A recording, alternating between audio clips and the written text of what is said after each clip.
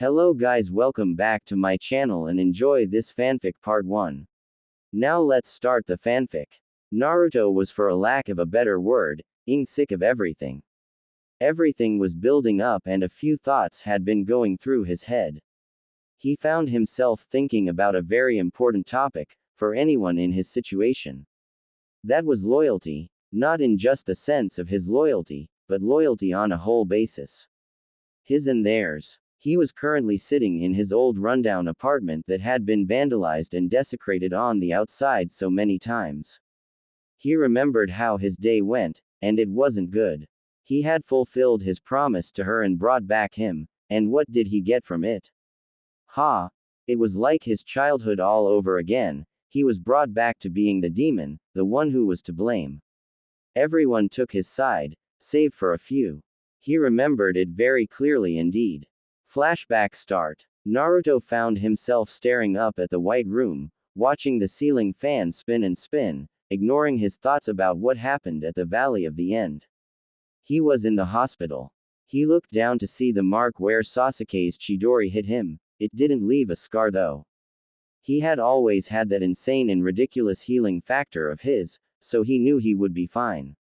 He didn't know if he could say the same for Sasuke though.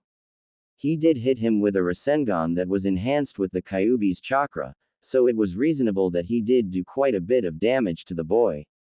However, nothing could prepare him for what would transpire on this day, and it would change him forever. With no going back whatsoever, he would have to make a choice. One that would be his hardest to date. Suddenly the door opened and in walked Shizune. She was instantly happy to see him awake. He smiled at seeing the Hokage's assistant. Naruto, how are you? She quickly asked, clearly worried. He chuckled a bit and sat up a bit more. A bit sore, but nonetheless I'm good, he said. She sighed and nodded, then she sat down. Tsunade was worried like crazy after seeing you in your previous condition. You look to be fairly recovered. So I will get you released, you just have to take it easy for a few days, she said. He nodded and thanked her. She quickly walked out of the room. It was a few minutes later and she returned and smiled. You're free to leave the hospital, just remember what I said, she said. He nodded and stood up out of the bed. He noticed his clothes were on the nightstand by it. So he quickly took them and walked into the nearby bathroom. A few moments later he walked out in his normal orange jumpsuit. He noticed Shizune had already left. He knew she had duties that needed to be taken care of.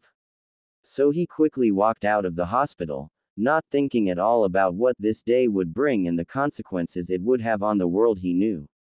Before he knew it, he was already walking along the streets of his village when he heard a voice behind him. He instantly knew who it was. However, he knew she wasn't happy, but he didn't know why though. Hey you. It was Sakura. He turned and looked at her in confusion. Why was she looking at him like that? Sakura, what's wrong? He asked quickly. Her scowl seemed to worsen as she heard him. What's wrong? You nearly killed Sasuke, she screeched angrily. His expression changed from confusion to annoyed quickly. She was the one who asked him to bring him back in the first place, and he was trying to kill him too. So how was he not supposed to fight back with equal force and not risk dying? Why are you being like this? I brought him back like you begged me to, and now you're blaming me for nearly killing him. Last time I checked he was coming at me with a Chidori as well, he retorted dryly. She seemed to falter a bit, however her face contorted back to rage. However, before she could speak up, another voice came into the fray. Even so, Naruto, you lost control of the Kyuubi and used a Rasengan at quite a close range. Not to mention the Kyuubi's chakra strengthening its power. It was Kakashi. He turned to his sensei and glared. This was starting to turn into a real shitstorm for him. So you're siding with her? You say that I lost control of the Kyuubi, while that is true. Don't forget the fact that Sasuke was using the cursed mark he got from Orochimaru. I had no choice in the matter. It was a simple flip of a coin to me. Either risk it and have a chance of being able to match him or staying calm and most definitely going in there without any sort of power-up, which would have been suicidal, he said quickly. He was starting to feel the Kyuubi trying to come out. He needed to get away from them quickly before he blew up. I thought you of all people would take my side, Kakashi, but no. You're blind and fail to see past the fact that just because I lost control, that I'm in the wrong. You know what's also funny? I knew you liked Sasuke better. I mean, you straight up ditched me to train him and her for the Chunin exams. He roared. Both of them faltered. It seemed Naruto was getting closer to his limit, and would break soon. Then there would be no going back. Kakashi tried to speak up, but Naruto already started walking away. The damage was done and he knew he couldn't fix what happened. It was already said and done. Sakura just glared at him. Naruto felt her killing intent and stopped dead in his tracks and turned back to her. What? Got something to say? He said through gritted teeth. Her glare just hardened. Yeah, I guess my mother was always right. You truly are a demon. She screeched. Kakashi realized what came out of her mouth and turned to Naruto. His eyes were closed and was breathing in and out slowly. He was suppressing a ton of killing intent on his own will. When his eyes opened, they weren't the cerulean blue eyes. No, they were the red eyes that held all his pain, anger and hate. He glared at her and spoke. You know what? I can't believe I ever thought of you as a friend. All you did was reject me and push me around or call me stupid, then fawn over Sasuke. You're shallow, and I hope you realize Sasuke can't be saved. I know that now. So I'm done. You want him so badly. Next time you jump into the fray and try to convince to come back, 'cause I won't. He roared at her. She quickly stepped back. Kakashi knew what's done is done. He just hoped this didn't affect them too much. He knew that was a hopeless thought though. Sakura didn't have any words as both of them watched Naruto's retreating form. Naruto needed to calm down quickly, so he walked to the one place where he was always happy, his favorite shop. Ichiraku's. He needed some ramen too, he was starving. Before he knew it, he already had a bowl in front of him. Suddenly he felt someone sit next to him. It was Jiraiya. He sighed as he heard him speak. So kid, tell me what's wrong. I know there's something that's bothering you. He said. Naruto looked up. An argument took place between me, Kakashi and Sakura. He said. Jiraiya raised an eyebrow. He knew something was wrong now. Naruto never fought that badly with his teammates, and if he did, it was over something stupid, but the look on Naruto told him that this time it was serious. What was said? He asked. Naruto began to recall their argument, and as Jiraiya listened he could understand where he was coming from. I see. Naruto just remembered, don't listen to what they think about it. Just know that you did what you had to. If you didn't, who's to say you would still be here? He said. Naruto nodded to his sensei and looked at him. Thank you. He said. Jiraiya nodded and looked up. Now I got to go. If you need someone to talk to, don't hesitate to come to me again, or someone you know who would listen to you. He said quickly. Naruto nodded and watched as Jiraiya walked off. However, even with his comforting words, the damage was already done. Now he was slowly wondering about what to do, and he had no idea what was going to happen in the next day. It would shake him to his core and make him choose, and his life would never be the same. However, it would mean a change for the future, for a new chance at life. To really live and not be a victim. He quickly finished his food and started to walk away from the shop. As he walked in the streets, he noticed glares from the usual people. It seemed things never would change for him. He was walking for so long and he was lost in his thoughts that he didn't notice the footsteps behind him. He heard a cough behind him and turned to see Ino, Shikamaru and Choji. He growled as he saw their expressions. It seemed Sakura had already told them, most likely a exaggerated truth though. What? He asked dryly. Ino stepped forwards and spoke up. Who do you think you are? Speaking to Sakura like that? Not to mention your sensei Kakashi. She asked angrily. Shikamaru just shook his head. Choji shrugged and started to eat again. Ino flinched from Naruto's glare. Really? Who do you think you're rebutting in when it isn't your business? You weren't even there. Do you know what was said at all? He shouted. They all widened their eyes. Naruto was getting angry, and fast. If you think Sakura is right, then go ahead and take her side. I already told my side and explained why I'm right, and I don't regret what I said at all. Sasuke came at me with the intent to kill. So I had no choice. He shouted. The Kyuubi started to come out again. Ino glared at him, Shikamaru was as well. That wasn't very smart thing though, you could have gone about it differently. Shikamaru added. Naruto glared at him, Shikamaru flinched as he felt the killing intent. Like I told her, I don't care what you think. I don't give two shits to what your opinion is. So butt out. He shouted. He quickly turned around and started to walk away. He heard some mutterings and curses, but ignored them and continued forwards. He shortly arrived at his apartment and slammed the door and fell on the bed, instantly falling asleep. He was done with it all. Flashback end. That was yesterday, he didn't care anymore.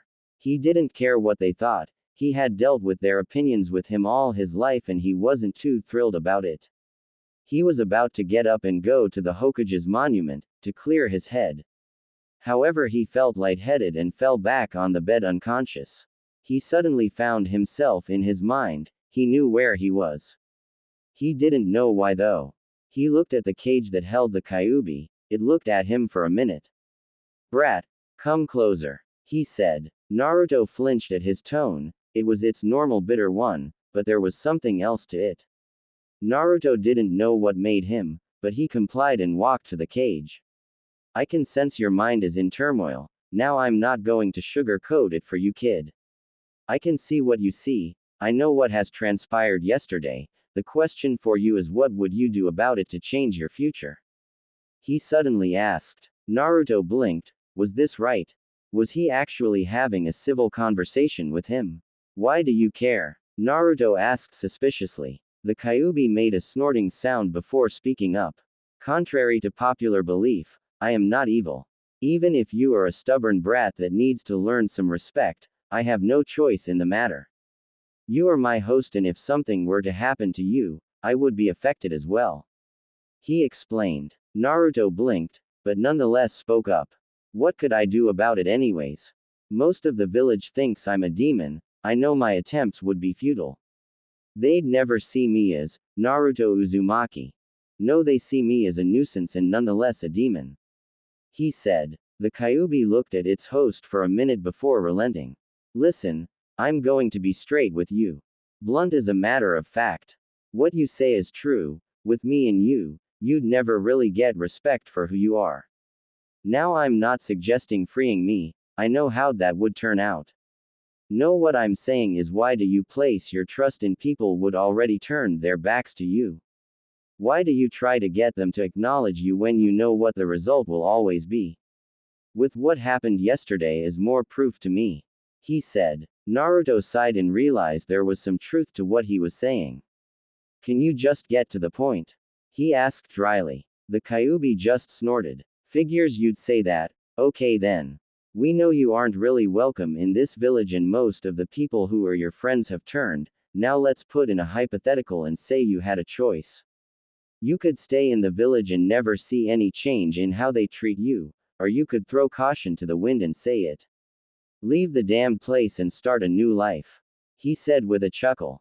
Naruto's eyes widened. Become a missing nin. Are you insane? He screeched. The Kyuubi rolled his eyes. Yes, a missing nin. Now if this were the case, you wouldn't be alone, I'd personally train you how to use my chakra, so that you'd stand a chance against the hunters. He explained. Naruto's eyes widened again, if he did do that he could get incredibly more powerful. He could even learn new jutsus from the other villages. It was tempting indeed. He knew there was a catch however. What's the catch? He asked. The Kyuubi laughed. You're right, there is a catch. Now if you were to stay here, you'd eventually break and lost control and well, they might not want to deal with you. Who knows what could happen? Now if we were to do the first option, it would be hard to escape. I could do it though, if you gave me control over your body, now this isn't permanent, just to get a good distance away. As to the catch, well first would be some leeway, give me some room to breathe in here. Then I would like to at least get some more time to control you. Preferably to fight, he explained. Naruto was weighing his options, he needed to know if there was any more to it. Is there anything else? He asked. A few things as well, but we can discuss those at a later date. Now there are some other things I think I should tell you. He said quickly. Naruto blinked again. What was he getting at? What is it? He asked. He heard what he assumed to be a sigh coming from the Kyuubi. Boy, it's about your parents. Why do you think they never told you your true parentage? They're hiding some very important details from you. He said. Naruto's eyes widened. It couldn't be true. Could it? He looked sharply at the Kyuubi. Explain, was all he said. The Kyuubi chuckled a bit. That got your attention, huh? Well, it's true they are hiding something from you, and I know what it is. You see, your parents are rather famous, and powerful. Especially your father. He started. Naruto's eyes widened again and he needed to know. Who are they? He asked quickly. The Kyuubi looked at him seriously. You want to know? You need to make a choice. If you knew who they were and you stayed here, it would only cause problems. Now if you were to leave and then find out, you could benefit from the knowledge better. He said quickly. Naruto blinked and got angry suddenly. He was being bribed. The Kyuubi was bribing him. Really? He asked dryly. The Kyuubi nodded numbly. Naruto sighed and looked at him. Give me some time to think it over. He said. The Kyuubi chuckled and nodded. Before Naruto knew it, he was already waking up. He quickly got up and started to think about his conversation with the Kyuubi. He was willing to train him and give him knowledge about his parents. That is if he followed what he said and left the village. He was tempted to do it after all, and all he needed one was little push and he would. He didn't know that the push he needed was coming in soon. Sooner than he thought. Before he knew it, the sun had set and he wasn't back in his apartment yet. He was walking towards the Hokage's monument to think. He needed to decide what he was going to do and fast. He knew there were Anbu members watching him closely. There was no doubt in his mind. People were noticing the change in his attitude and would come to investigate it. Soon he was sitting atop the monument and was watching the night sky, and he suddenly heard footsteps behind him. He turned around to see Kakashi and a few Anbu members. Naruto, why are you up this late? Kakashi asked curiously. Naruto didn't speak. He didn't trust himself to control himself from his boiling rage. Why do you care? He spat. They noticed his tone was bitter and unforgiving. Kakashi sighed and spoke again. Tsunade wants to see you now. There's something she needs to talk to you about. He said. Naruto didn't move. He looked up before speaking. How can I trust what you say? He muttered. Everyone heard him and wondered what he was going on about. What do you mean? Kakashi asked quickly. Naruto turned around to look right at him. All my life, I've been treated like a demon by the villagers. I'm sick of it all. My loyalties are in question. Why am I even here when I'm lied to and being treated like I am? He asked aloud. Kakashi looked at him shocked. What do you mean? He asked hesitantly. He was afraid of the answer. The Kyuubi told me he knew who my parents are, so if you knew, why'd you lie about it? Naruto said aloud. Kakashi sighed and looked at him. I think it's time to go to the Hokage, Naruto. He said. He was avoiding the question. Naruto just started laughing. No, I don't think so. He muttered. Kakashi took a step back. What was he thinking? What was he going to do? What do you mean? Kakashi asked quickly. The night air was chilling. No words were said. However, everyone that was in the area could feel the spike in chakra, and it was enormous. Currently at the scene was Kakashi. He didn't expect this at all. What have you done to Naruto? He asked seriously. The Kyuubi chuckling noise, and glared at the man. Why do you care? You'd rather train that Uchiha or that pink-haired girl rather than my host. You know it's true too. Remember the Chunin exams? He said dryly. Everyone was shocked at his words, for one reason. It seemed that he actually cared for the boy. Kakashi still didn't care. Why did you take over his body? He asked angrily. The Kyuubi snorted and laughed aloud. I'm afraid you're mistaken. Naruto has given me control, not the other way around. I have his permission to take over. He dropped a bomb on them. They were shocked. What was going on? What was the Kyuubi planning to do? Before anyone could speak up, a couple more people arrived at the scene. Tsunade, Jiraiya, Asuma, and some of Naruto's friends were there. Ino was clearly shocked at seeing the chakra. Shikamaru's eyes widened as he saw it. A crowd was gathering. Sakura arrived in time with Sasuke, who still was hurt. He was wide-eyed at the sight before him. What is going on? Tsunade shouted in fury. The Kyuubi turned to the fifth Hokage and chuckled. Oh, nothing except explaining a few important details. I was waiting for a good-sized crowd to listen to what I'm about to say, and now the time is right.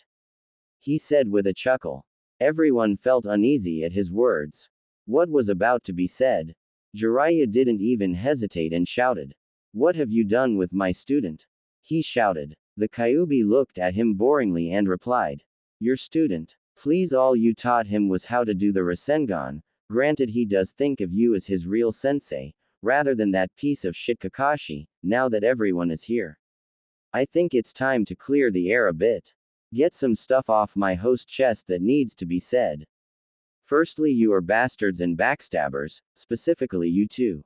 He said. Everyone watched as he pointed at Kakashi and Sakura. They wondered what had happened. Jiraiya sighed and looked at the Kyuubi. They know what they did, but that doesn't explain the fact why you're in possession of Naruto. He said. Everyone wondered what he knew. What happened? Tsunade asked quickly. Kakashi looked down and Sakura didn't even say anything. She glared at the Kyuubi. Those two had an argument with Naruto and it seemed it affected him deeper than I thought. Jiraiya spoke up. Tsunade looked enraged. She stomped over to Kakashi and got in his face. What did you say? She asked, furious. Kakashi sighed and explained what went down the day before. As Tsunade heard it, she only got more angrier at him and her apprentice. She walked over to Sakura and glared at her. What right do you have to judge how he acted? If he didn't do what he did, he could have died. She shouted. Sakura glared back at Tsunade and replied back. I don't care what he thought was right. He almost killed him. She shouted stubbornly. A loud smack was heard suddenly. Everyone turned to see a red mark on Sakura's cheek. Tsunade had smacked her hard. No one expected that at all. They knew Tsunade was a mother figure to Naruto and would do anything to protect him as well. They should have expected her to do that though. I have half a mind to punish both of you for what you have caused, however we have bigger problems to deal with right now. She said aloud. Everyone turned to the chuckling Kyuubi and wondered what was going on. You're right, Tsunade, we do have bigger problems to deal with. He started to say. Everyone narrowed their eyes. How did you take over? She asked quickly. He chuckled again and replied to her. Like I told Kakashi over here before, Naruto did give me permission willingly. Me and him have come to an agreement of sorts. He explained. Everyone tensed and prepared for a fight. What agreement? Kakashi asked quickly. He looked at everyone around him before speaking up. This is a day everyone will remember. On this day Naruto Uzumaki leaves the Hidden Leaf Village. He is going to crave a path throughout history starting with this day. He announced. Everyone's eyes widened. Naruto was going to become a missing nin. They all thought horrified. Everyone started to prepare their own separate jutsus to try to combat the Kyuubi and prevent him from leaving. I also should spill a bit of a secret that many of you don't know, it's about Naruto's parents. He said with a grin. Instantly Tsunade, Kakashi, Jiraiya all looked terrified and turned pale. He wouldn't, would he? They quickly thought. What do you mean secret? The Dobi was left in an orphanage. Sasuke shouted. The Kyuubi glared at him and spoke up. It seems you don't think things thoroughly, do you, boy? How do you think he came into this world? The truth about his parents started on the day this village was attacked by me. Granted, I was under mind control by that bastard behind the mask. You see, it was covered up in an attempt to hide his true parentage, and keep him out of harm's way, but that, I say, let them know and fear his true name. He shouted. The three who knew the secret dreaded what was about to be said next. What do you mean true name? Sakura asked curiously. The Kyuubi turned to her and snarled. Little girl, all those times you called my host idiot or moron. You didn't realize his potential, due to the fact his real name. Granted he took his mother's name and not his father's. Time to cause a bit of chaos among yourselves. His father's surname is Namikaze. He said. Silence, that's all that was heard after his statement. The people who knew that name eyes widened. The secret was out. Yes, that's right, Minato Namikaze, your very own Yondaime Hokage, is his father. He said aloud. Everyone's eyes widened now that the secret was out. The Kyuubi smirked and started to speak again. Now that is done with, Naruto wishes to let you know that you won't find him again. From this day onwards he is no longer a shinobi of the leaf. Next time you see him, he won't be so forgiving of the people who betrayed his loyalty and trust.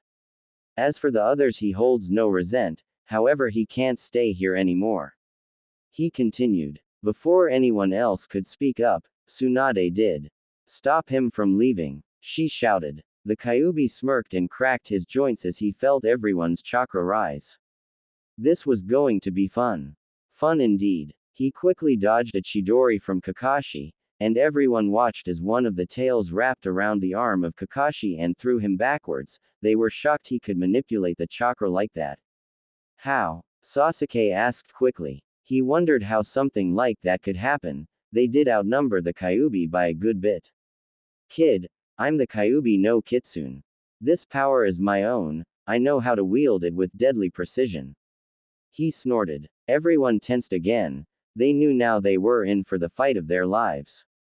They all watched slowly as the Kyuubi started to form a familiar hand seal. It was very familiar to them indeed. Kage Bunshin no Jutsu, he said quickly. Suddenly 5 puffs of smoke appeared and clones came out. They were all clones of the Kyuubi too. Everyone felt the chakra the clones had. It was immense. The Kyuubi was truly terrifying when it wanted to be. Everyone watched as the Kyuubi smirked and started to speak. I'm afraid stopping me is impossible, it is futile. He said quickly. No one listened and they charged forwards with the intent of stopping him to their fullest abilities. Suddenly everyone froze as the Kyuubi started to charge a large amount of chakra. They watched as his tail started to turn darker as 2 more formed. He was in his 4 tails form, and it didn't look like he was going to hold back. With no words said everyone charged once again. Kakashi quickly formed another Chidori, but it futile as it was met with a clone's Rasengan. The clone was using the vermilion version of the move, effectively making overpower the Chidori by a large margin.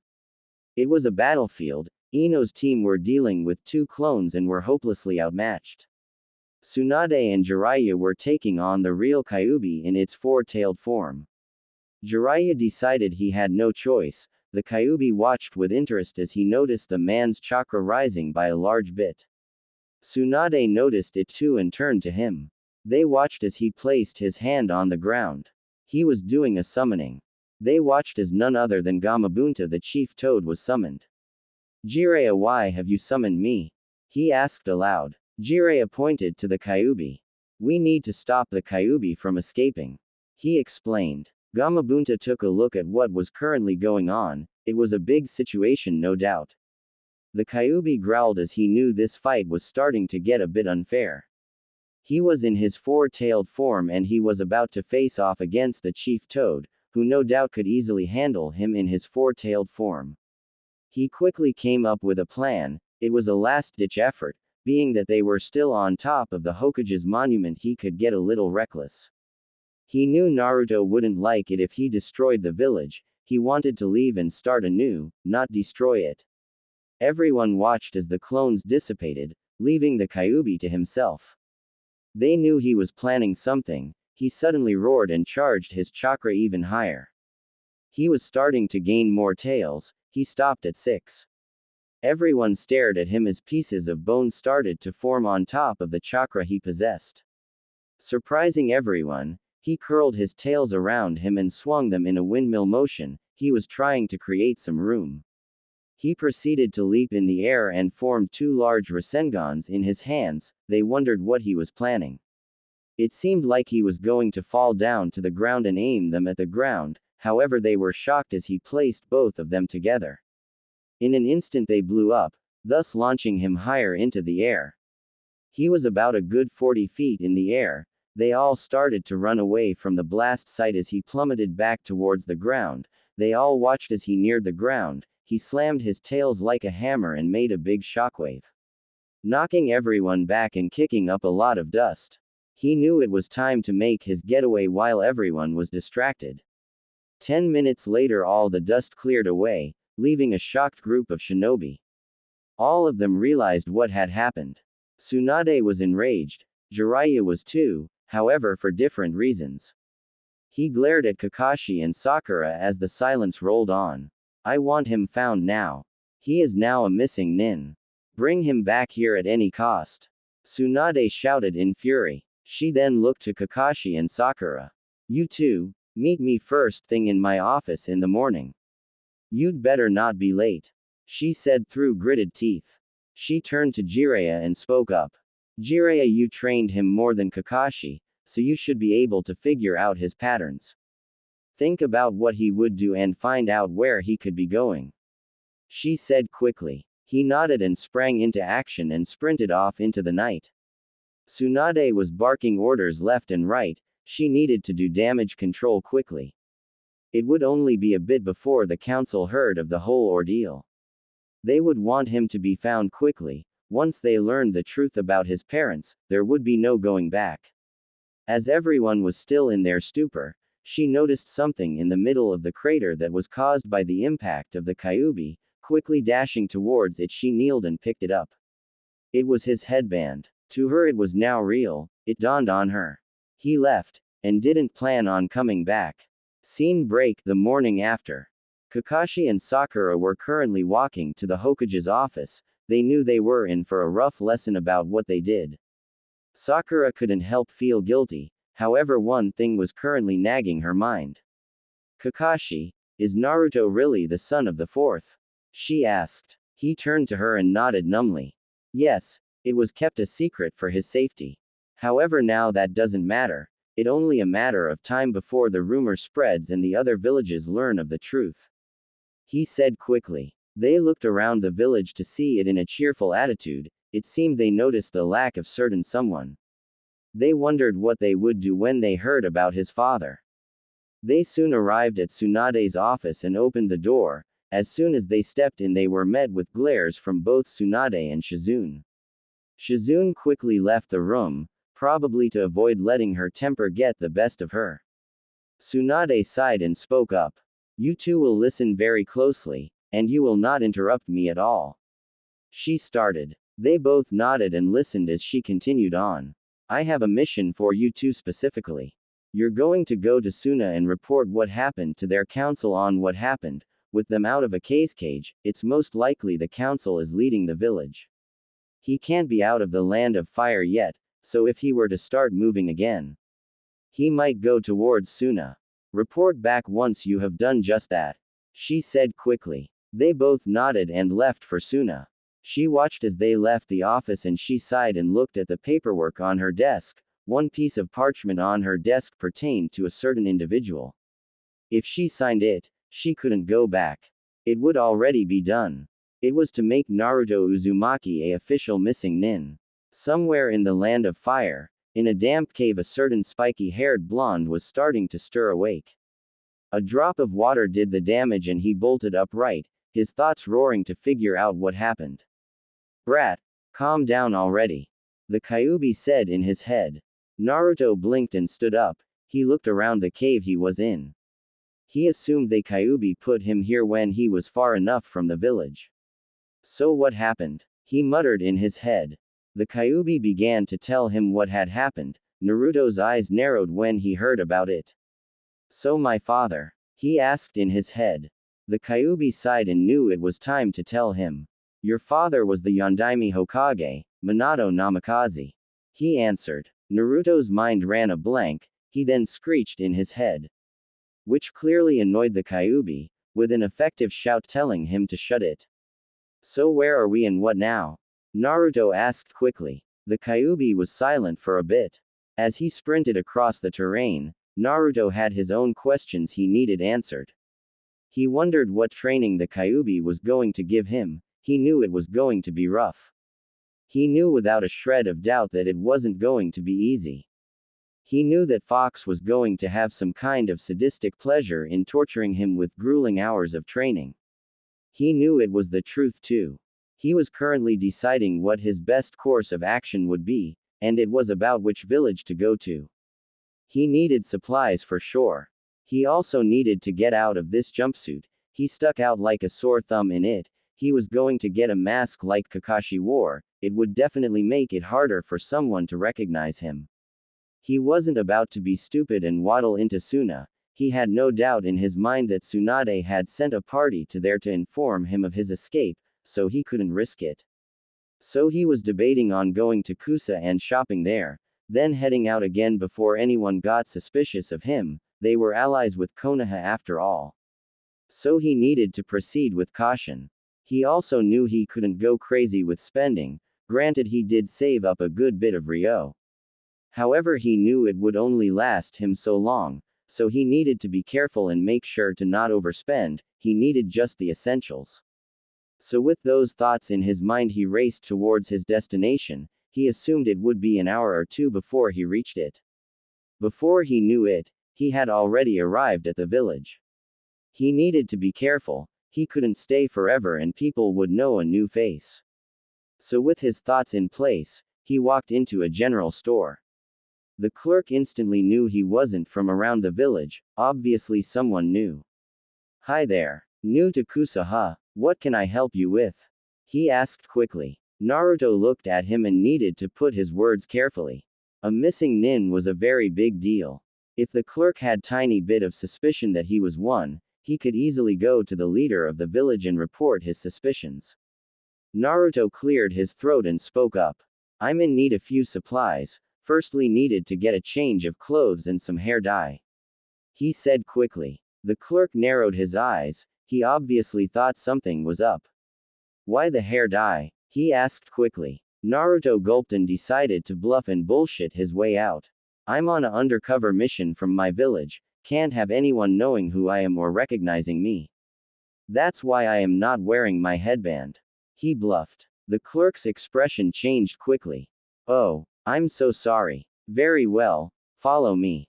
He said quickly. Naruto nodded and followed him. He heard the Kyuubi chuckle in his head. Nice one, kid. A piece of advice. Maybe stop at the library and get a book or two on persuasion and deception. It would be a very useful tool to have at a moment's notice. Eventually you could get so good at it you'd have a silver tongue. He suggested. Naruto blinked. That was a pretty decent point. Why not? He thought. The clerk led him to one of the aisles and it had general goods. He looked around and spotted some of the things he needed. One was a pitch black mask that covered most of his face, leaving one eye for seeing. He decided to take it. He looked at the clothes. He picked out a sleek, tight-fitting combat jacket that had a good amount of hidden pockets. He smirked as he grabbed it. He could hide a good bit of stuff if the need arose. He picked out a matching pair of shorts and took a look at the hair dyes. He didn't want something that would stick out, one thing that would look natural if anyone asked or got suspicious about it. It was a choice between a few colors. Either red, black, a tan or a tan, sandy color. He decided to go with black, since it was pretty much the opposite of his bright yellow. No one would probably expect him to have black hair. Gathering all of his stuff, he proceeded back to the checkout. The clerk saw the mask and raised an eyebrow. Naruto saw this and quickly spoke up. Decided to get it on a whim, better safe than sorry. He mused. The clerk seemed to buy it and rang it all up. Before he knew it, Naruto was already outside. He quickly walked into a nearby alleyway and proceeded to change. Quickly throwing his orange jumpsuit in a nearby trash can, he proceeded to walk to the nearby library and decided to pick up a few persuasion books and started to read. He chuckled as he read the title. Speechcraft for Morons. However, he opened the book and started to read nonetheless. It was about 30 minutes later and he summed up what the book told him, different manners of speaking and how to use certain words to your advantage. He thought it was a pretty good idea to learn persuasion. It would definitely help him later. He eventually read what he could. He knew he couldn't stay in the village that much longer. He was sure Tsunade was already sending parties to the other villages to find any traces of him. He quickly put the book back and walked into the bathroom. It was time to dye his hair. It was a messy 15 minutes later and he finally came out with sleek black hair. He guessed no one would know he was Naruto Uzumaki. As he finally stepped out of the building, he looked at the mask and fitted it to his face. It was time to move on and decide his next course of action. Now he knew with this disguise he could go to some villages who knew his name. They wouldn't be able to see past his measures and wouldn't know it was him. Only a few people could be able to see past it. He knew if he ran into anyone from the leaf, they would be harder to fool. He still needed to focus on training too. He shuddered at what he wondered it was going to be like. So what's this training you're going to give me? Naruto asked the Kyuubi. He waited for a response from the being he held. First thing you need to learn about is your chakra. You have two types of chakra. Yours and mine, each with its own properties and affinities. He started. Naruto drew a blank. Affinities? He asked confused. He heard the Kyuubi snort before replying. I keep forgetting that those teachers you had at that academy barely taught you jack shit. You see there are 5 affinities. Earth, fire, lightning, wind and water.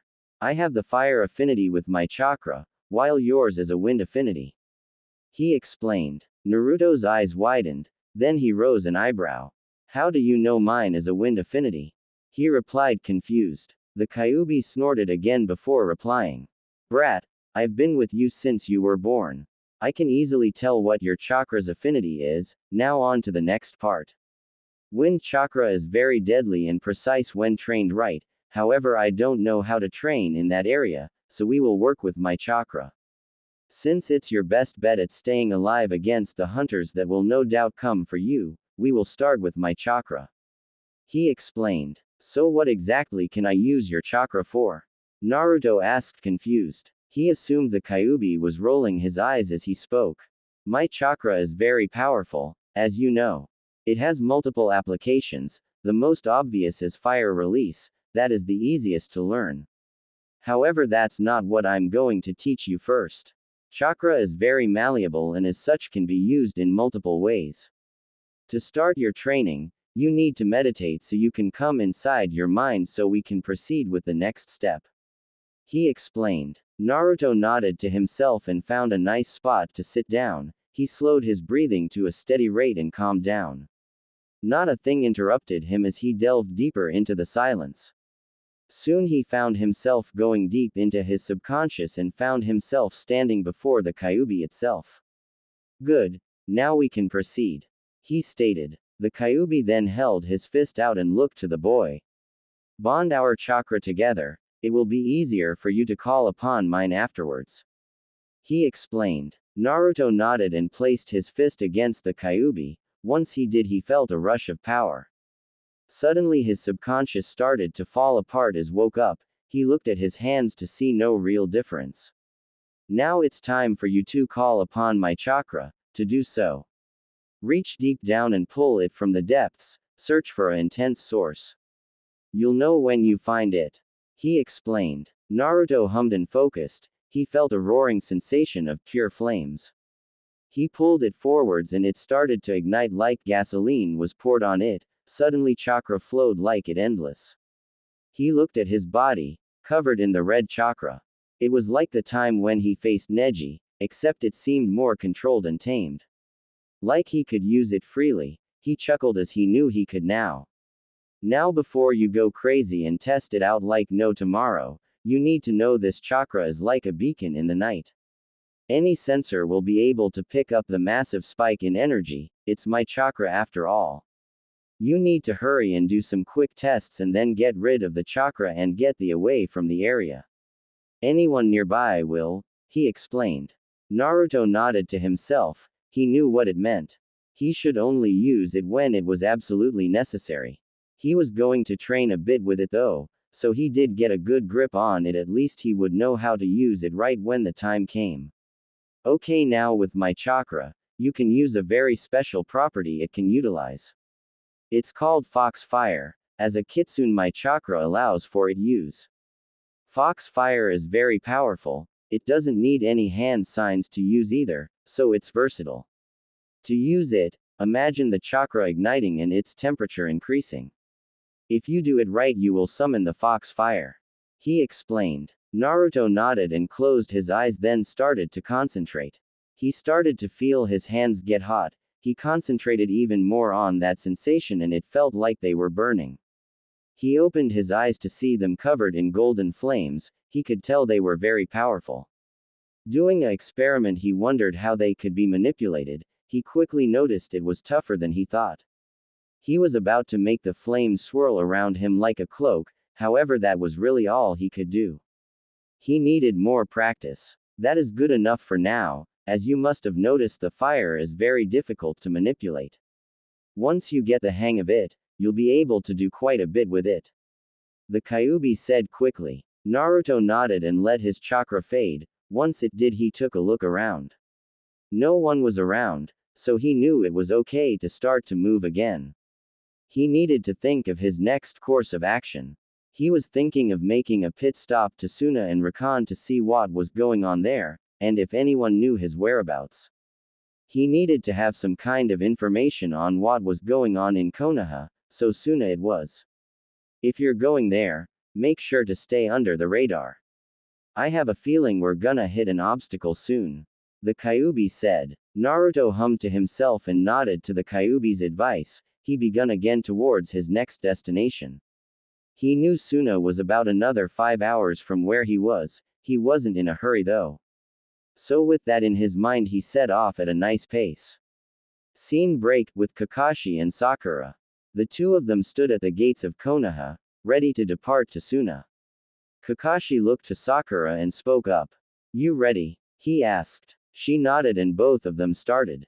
Kakashi knew this trip was going to take most of the day to make it. He wasn't in a hurry either. However, he didn't know something would cause him to rush. It was about 3 hours later and they weren't even out of the land of fire yet. It was until they felt a massive chakra spike. Kakashi and Sakura looked at each other quickly. Was that Naruto? Sakura asked quickly. Kakashi hummed and replied. Most likely. Who else do we know that has that kind of chakra? I'd say that was him starting to use the Kyuubi's chakra more. He mused. Sakura's eyes widened. She looked to where the source was coming. Anyone in the area could feel the massive chakra he was using. Let's hurry. Kakashi said quickly. Sakura nodded and they both sprinted towards where they felt the chakra. It was about 15 minutes later and they arrived at a clearing, however it was deserted. It was obvious that someone had recently been there though. We just missed him. Kakashi cursed. Sakura looked around to see anything to point his direction he was going. Any ideas where he could be going? She asked. Kakashi sighed and walked to a spot where it was barren. It was obvious the chakra made the impression in the ground. He was looking for any tracks or signs that would have been left. He looked up to the sky to see there was a good bit of daylight left. Well, there's a few options he could have chosen. Either he stopped at Kusa and did some stuff and is now heading towards Suna. If that's the case, we might catch him there. However, he may already have been to Suna and is going towards Kusa. Either way, we know he is in the area. We need to continue to Suna though. Let's hope we can find him there. He mused. They both started once again towards their destination. Before they knew it, they were already in Suna. Walking around, they spotted someone familiar to them. It was Temari. She looked to be shopping. They walked up to her and got her attention. Temari cautiously turned around and shocked to see them. What can I do for you? She asked quickly. Kakashi looked at her and spoke up. We need to speak to whoever is in charge. He said. Temari raised an eyebrow. What is wrong? She asked quickly. Sakura looked down while Kakashi replied. Naruto Uzumaki had become a missing nin. He said. Temari was surprised. The little hyperactive kid had ran away. She knew something was off. There was something they were hiding. What caused the run to run away? She asked, confused. She knew something had happened. Kakashi knew he couldn't spill the secret of him being the Nine-Tails Jinchuriki, it would only cause chaos among them. A long list of things that needed to be fixed. Now we believe he isn't going to give anyone a chance. We think he may be coming to Suna. He said quickly. Temari sighed and spoke up. Okay, I'll take you to the council. Since our Kage died from Orochimaru, a new one hasn't been appointed. She said. They both nodded and followed her. Soon they arrived at a building and entered it. Temari sat outside the building thinking about what could have caused such a change in the boy to make him become a missing nin. She drew up a blank. She knew he practically loved the village. So why would he forsake it and desert it? She thought quickly. She had no idea just how much he was changed, and wouldn't go back at all. It was something obvious to her. She knew he was going to change. However, she didn't know just how much he would. She was interrupted by a strange feeling, like she was being watched. She looked around to see no one, yet the feeling still remained. She hesitantly took out her fan and looked around. That's when she looked up and noticed someone was watching her, or the building for some reason. She couldn't make out the appearance. With no hesitation, she hooked on her fan and used it like a glider, sending her upwards to the roof where the boy was. Once she got there, she took in his appearance. He looked like a miniature Kakashi, with pitch black hair. His lone eye watched her like a hawk, ready at a moment's notice.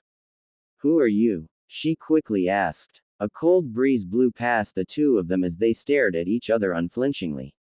Temari had no idea who this was. She thought for a second it might have been Naruto, but Naruto didn't dress like this and didn't have black hair. Oh, how wrong would she be when all the secrets spilled out? She looked at him closely as he did. Who are you and what are you doing here? She asked quickly. He didn't answer. He feared a bit that if he spoke, she might recognize his voice. He knew Kakashi and Sakura were still in Suna as well. So he couldn't get reckless and cause a massive scene that would no doubt attract unwanted attention. I'll give you one more chance to answer me, or I will beat it out of you forcefully. She shouted angrily. She didn't like the look he was giving her. It was observant like a hawk watching its prey, but at the same time it was bored and lazy, like he thought she wasn't worth it or that he didn't have the time of the day for this. You're Temari, brother to Gaara and Kankuro. You should leave while you still can. Naruto said in a deep voice. He was trying to mask his voice somewhat, by making it more animalistic and deeper. She narrowed her eyes and brought her fan out. Who are you and how do you know about us? She demanded angrily. Naruto sighed and realized he had no choice. It was hopeless to try to avoid this situation. Once Temari noticed he isn't responding to her at all, she took out her battle fan. Futon. Kazakiri no Jutsu, she shouted. Naruto quickly rolled out of the way as the sharp blast of wind came at him. He cursed as he realized if he got hit by those, it could rip his mask off. He looked at her to see her sizing him up.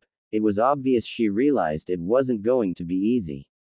However, that wasn't going to stop her. She quickly let off another cutting whirlwind at him, which of course he easily dodged. She stopped for a second as he started to make a few hand signs. It quickly ended and with 4 words sent her into shock.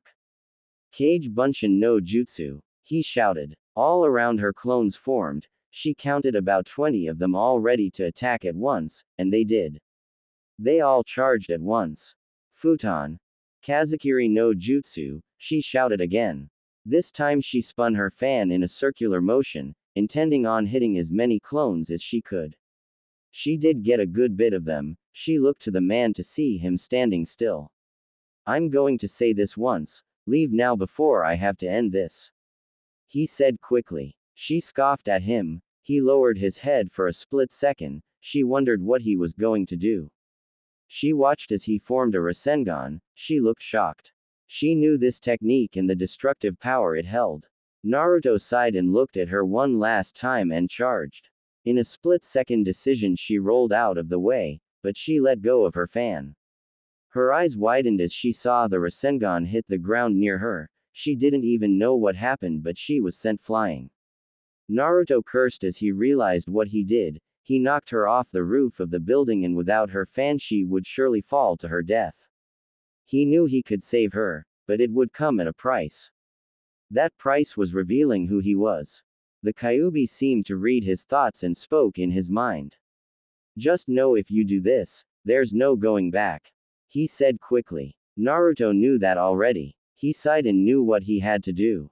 Just do it already, he shouted back to the fox. He heard a chuckle and it was like a snap, and Naruto felt the immense amount of chakra come to him. With an explosion of the demonic chakra, his appearance changed.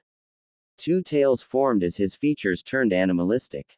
The mask was already starting to fall off from the wind blasts he was facing earlier. Now with his transformation it did the final part and it fell on the ground, leaving him exposed. You better hurry, that girl is falling to her death. The Kyuubi mocked in his head. Naruto just growled and got on all fours and ran as fast as he could and leapt off the building. Temari looked up just in time to see something coming at her. Her eyes widened with fear as she took in the boy's appearance. Before she knew it, she was grabbed by him and hoisted on his shoulders in midair. Hold on tight, he said through gritted teeth.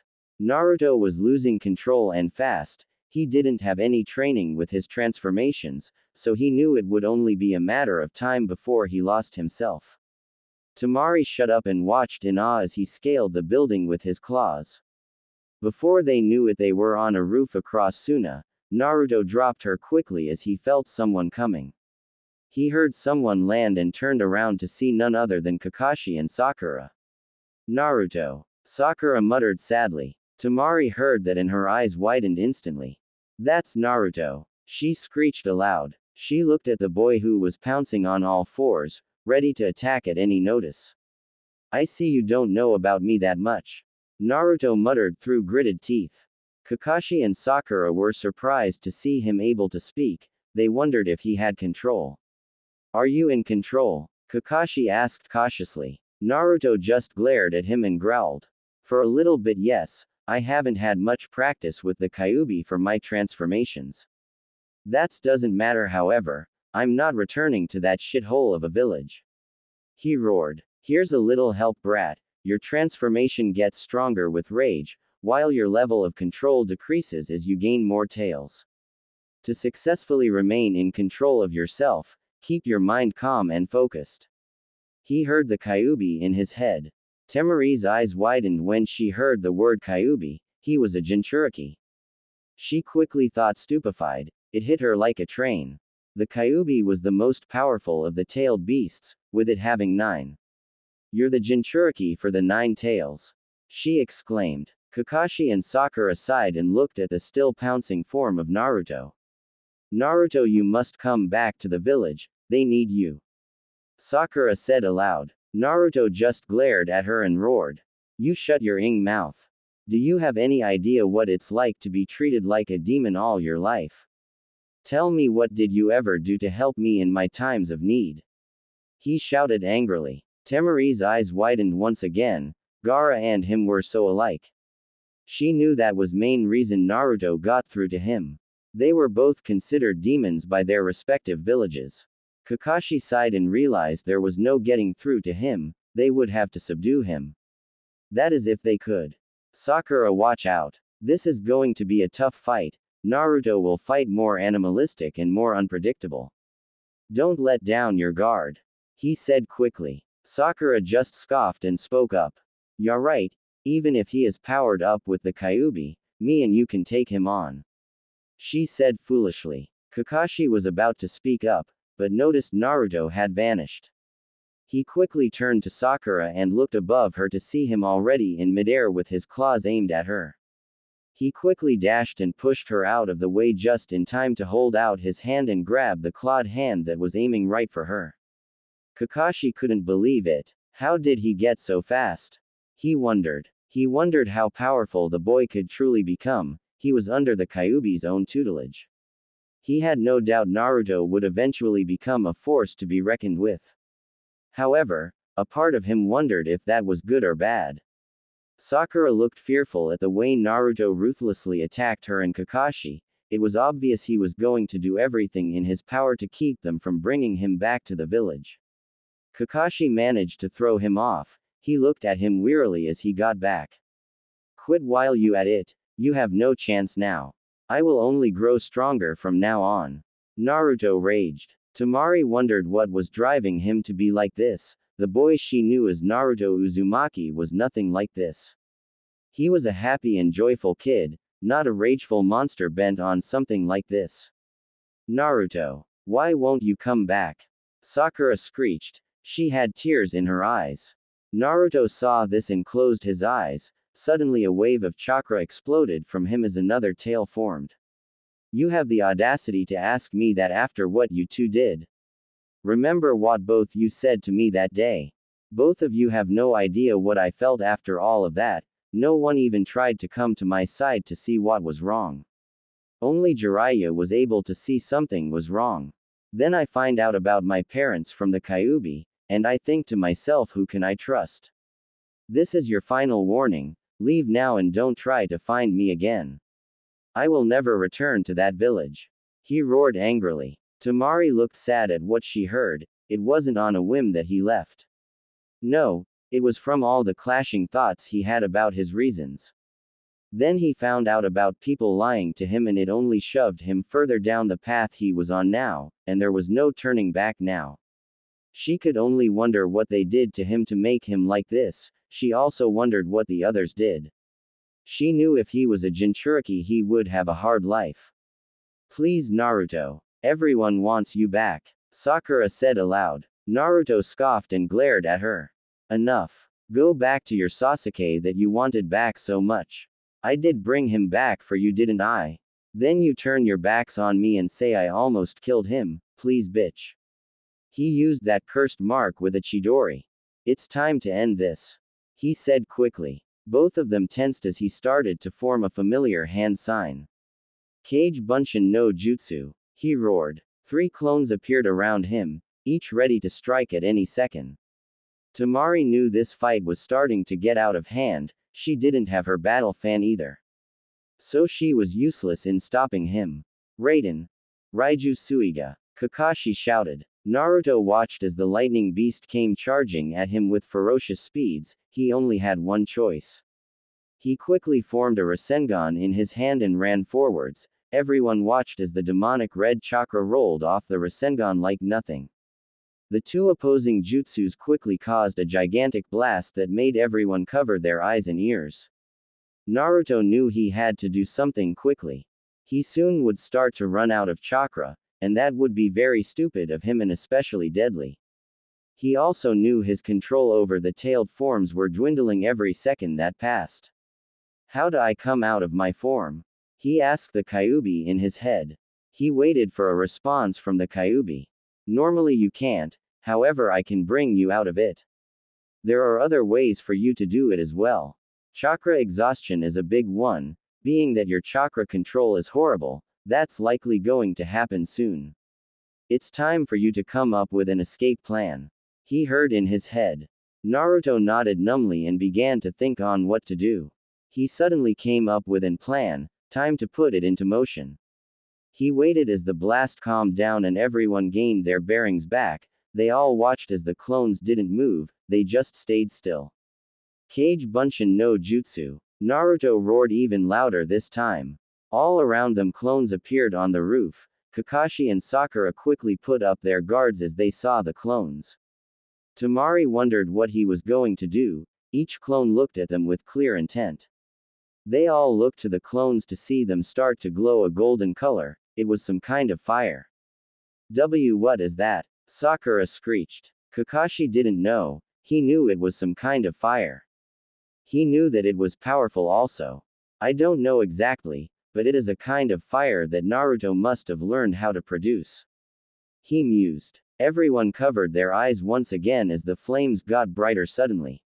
It was starting to get intense, the heat was getting very hot as well.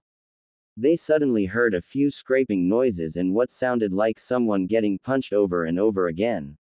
What they didn't know is the clones had used that moment they blinded them to slingshot the real Naruto out of the way. He was already climbing the wall to get outside and into the desert and head to his next destination. Back where the fight had taken place, the blinding light had disappeared along with Naruto and his clones. Kakashi and Sakura were completely dumbfounded that he escaped.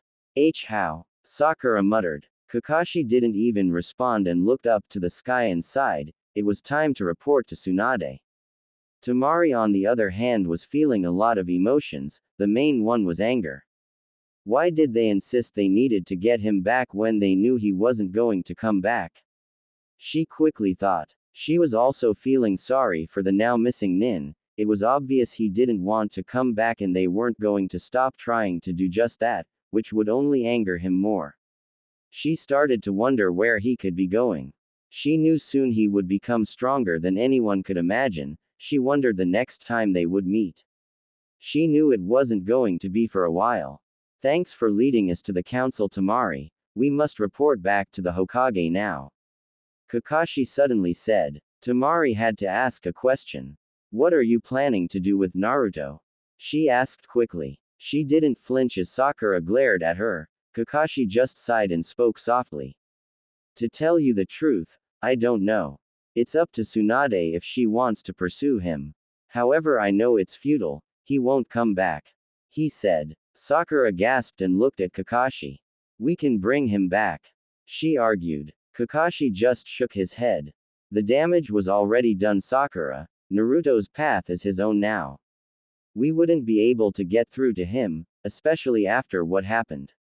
He said softly. Sakura went to speak again, however she shut her mouth as she realized he was right. Both of them nodded to Temari and began their journey back. Scene break near Konoha. Two figures stood atop a tree branch looking over the village hidden in the leaves. One was looking stoically at the village he once called home. The other had a thoughtful face that resembled a shark. These two were watching for any signs that could lead to a certain someone's whereabouts. He left the village about 5 days ago, correct? The man with the sword on his back. The other didn't reply just yet. He was staring at the village for a good bit. That's what the rumors say, Kisame. He said. Kisame looked at the village hidden in the leaves for a good bit. The man besides him stood up and turned around. Our spies say he was seen in Suna not too long ago. If he was spotted, he could have already left. Let's see if we can intercept him. He said. Kisame nodded and stood up. Let's go, Itachi. He said. Both of them sped off in the direction they were hoping to find their target. Both of them stopped suddenly when they saw something that intrigued them greatly. It was tracks and they were fresh. Kisame bent down to inspect them a bit closer. Someone was here very recently. They were clumsy too, like they were tired. He mused. Itachi looked around to see if there were more of them. He saw some. They were heading in the opposite direction they were going, away from Suna. You think the Jinchuriki left Suna and is headed to a new destination? Kisame asked quickly. Itachi gave a affirmative grunt. Naruto is crafty, but he is dense and sometimes stupid. Something tells me we need to proceed with caution. If he escaped both Suna and Konoha, then there's something we don't know. Itachi said. Kisame thought about it for a moment and knew from what he heard about the boy, that he was indeed crafty. He was a prankster after all, and he couldn't doubt that there was definitely something they didn't know if he escaped from both villages. You're right, his tracks though. If I think where he's going is right, we may have a problem. Kisame said suddenly. Itachi turned to him with a confused glance. What? He asked confused. Kisame looked to him and replied. I think he is headed towards Kumo. If he gets there, it will be a lot harder to find him. He said. Naruto sluggishly walked under the canopy of the forest he was currently in. If he had to guess, he was at least a day from the land of lightning. He nearly escaped from Suna and it took, if not all, most of his chakra to do so. So what's your plan? He heard the Kyuubi ask in his head. Naruto was silent for a good bit. He was thinking on his next course of action. He was on his way to Kumo, but when he got there, then what? That was the missing detail in his mind. He quickly decided he would cross that bridge when the time came. He was startled when the Kyuubi suddenly spoke up. Kid, Keep moving and don't stop at all. He heard. Naruto wondered what he meant by that, what was going on. He quickly thought. What's the matter? He asked in his head. The Kyuubi was silent for a good bit. We're being followed, he replied. Naruto instantly tensed, he thought he already got away from Suna. Who was following him? Those thoughts were running through his head like a speeding bullet. Who is it? He asked cautiously. He couldn't fight right now, so he needed a place to hide out for a while. He needed to rest and get his strength back before he could take on someone. Don't know exactly who, but I sense two distinctive chakra signatures that are coming towards us. He said quickly. Naruto nodded and stood up straight. He needed to conserve what little chakra he had left, so fighting them was out of the question. Even with the Kyuubi's chakra, it would still be a tough fight with it being 2 against 1. He, however, had a plan. I'm gonna call on your chakra some. I'm gonna try to confuse them with shadow clones. Make them spread out while making obvious tracks. He said quickly. The Kyuubi was silent for a good bit. You'd better hurry, they're coming closer. He said finally. Naruto nodded and started to call on the chakra. He only wanted a little bit. Only enough to make 4 or 5 clones. As the familiar red chakra covered him, he started to form the hand seals.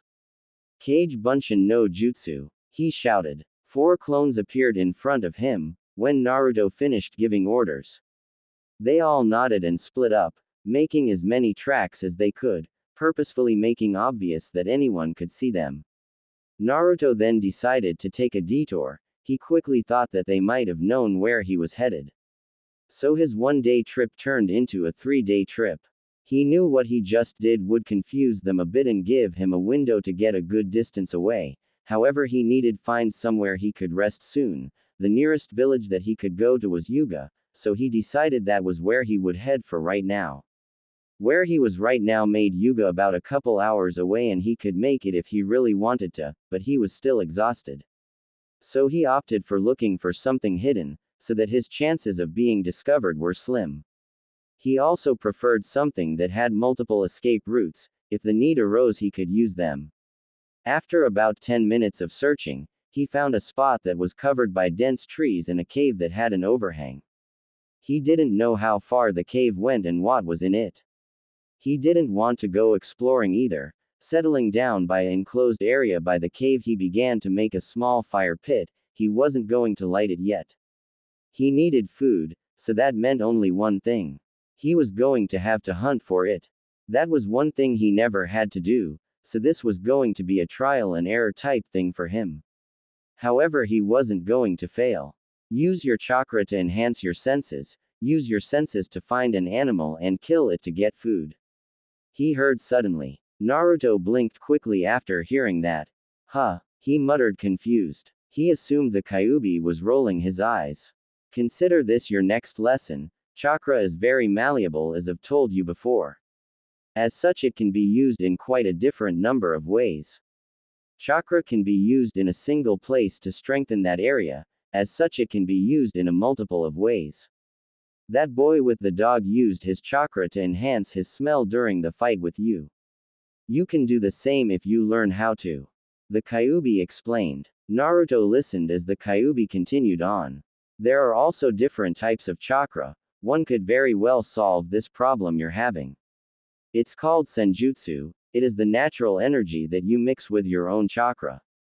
People who utilize this chakra are called sages, and they enter a mode called sage mode. He continued. Naruto blinked and spoke up. How do I use senjutsu? He asked. The Kyuubi chuckled before replying.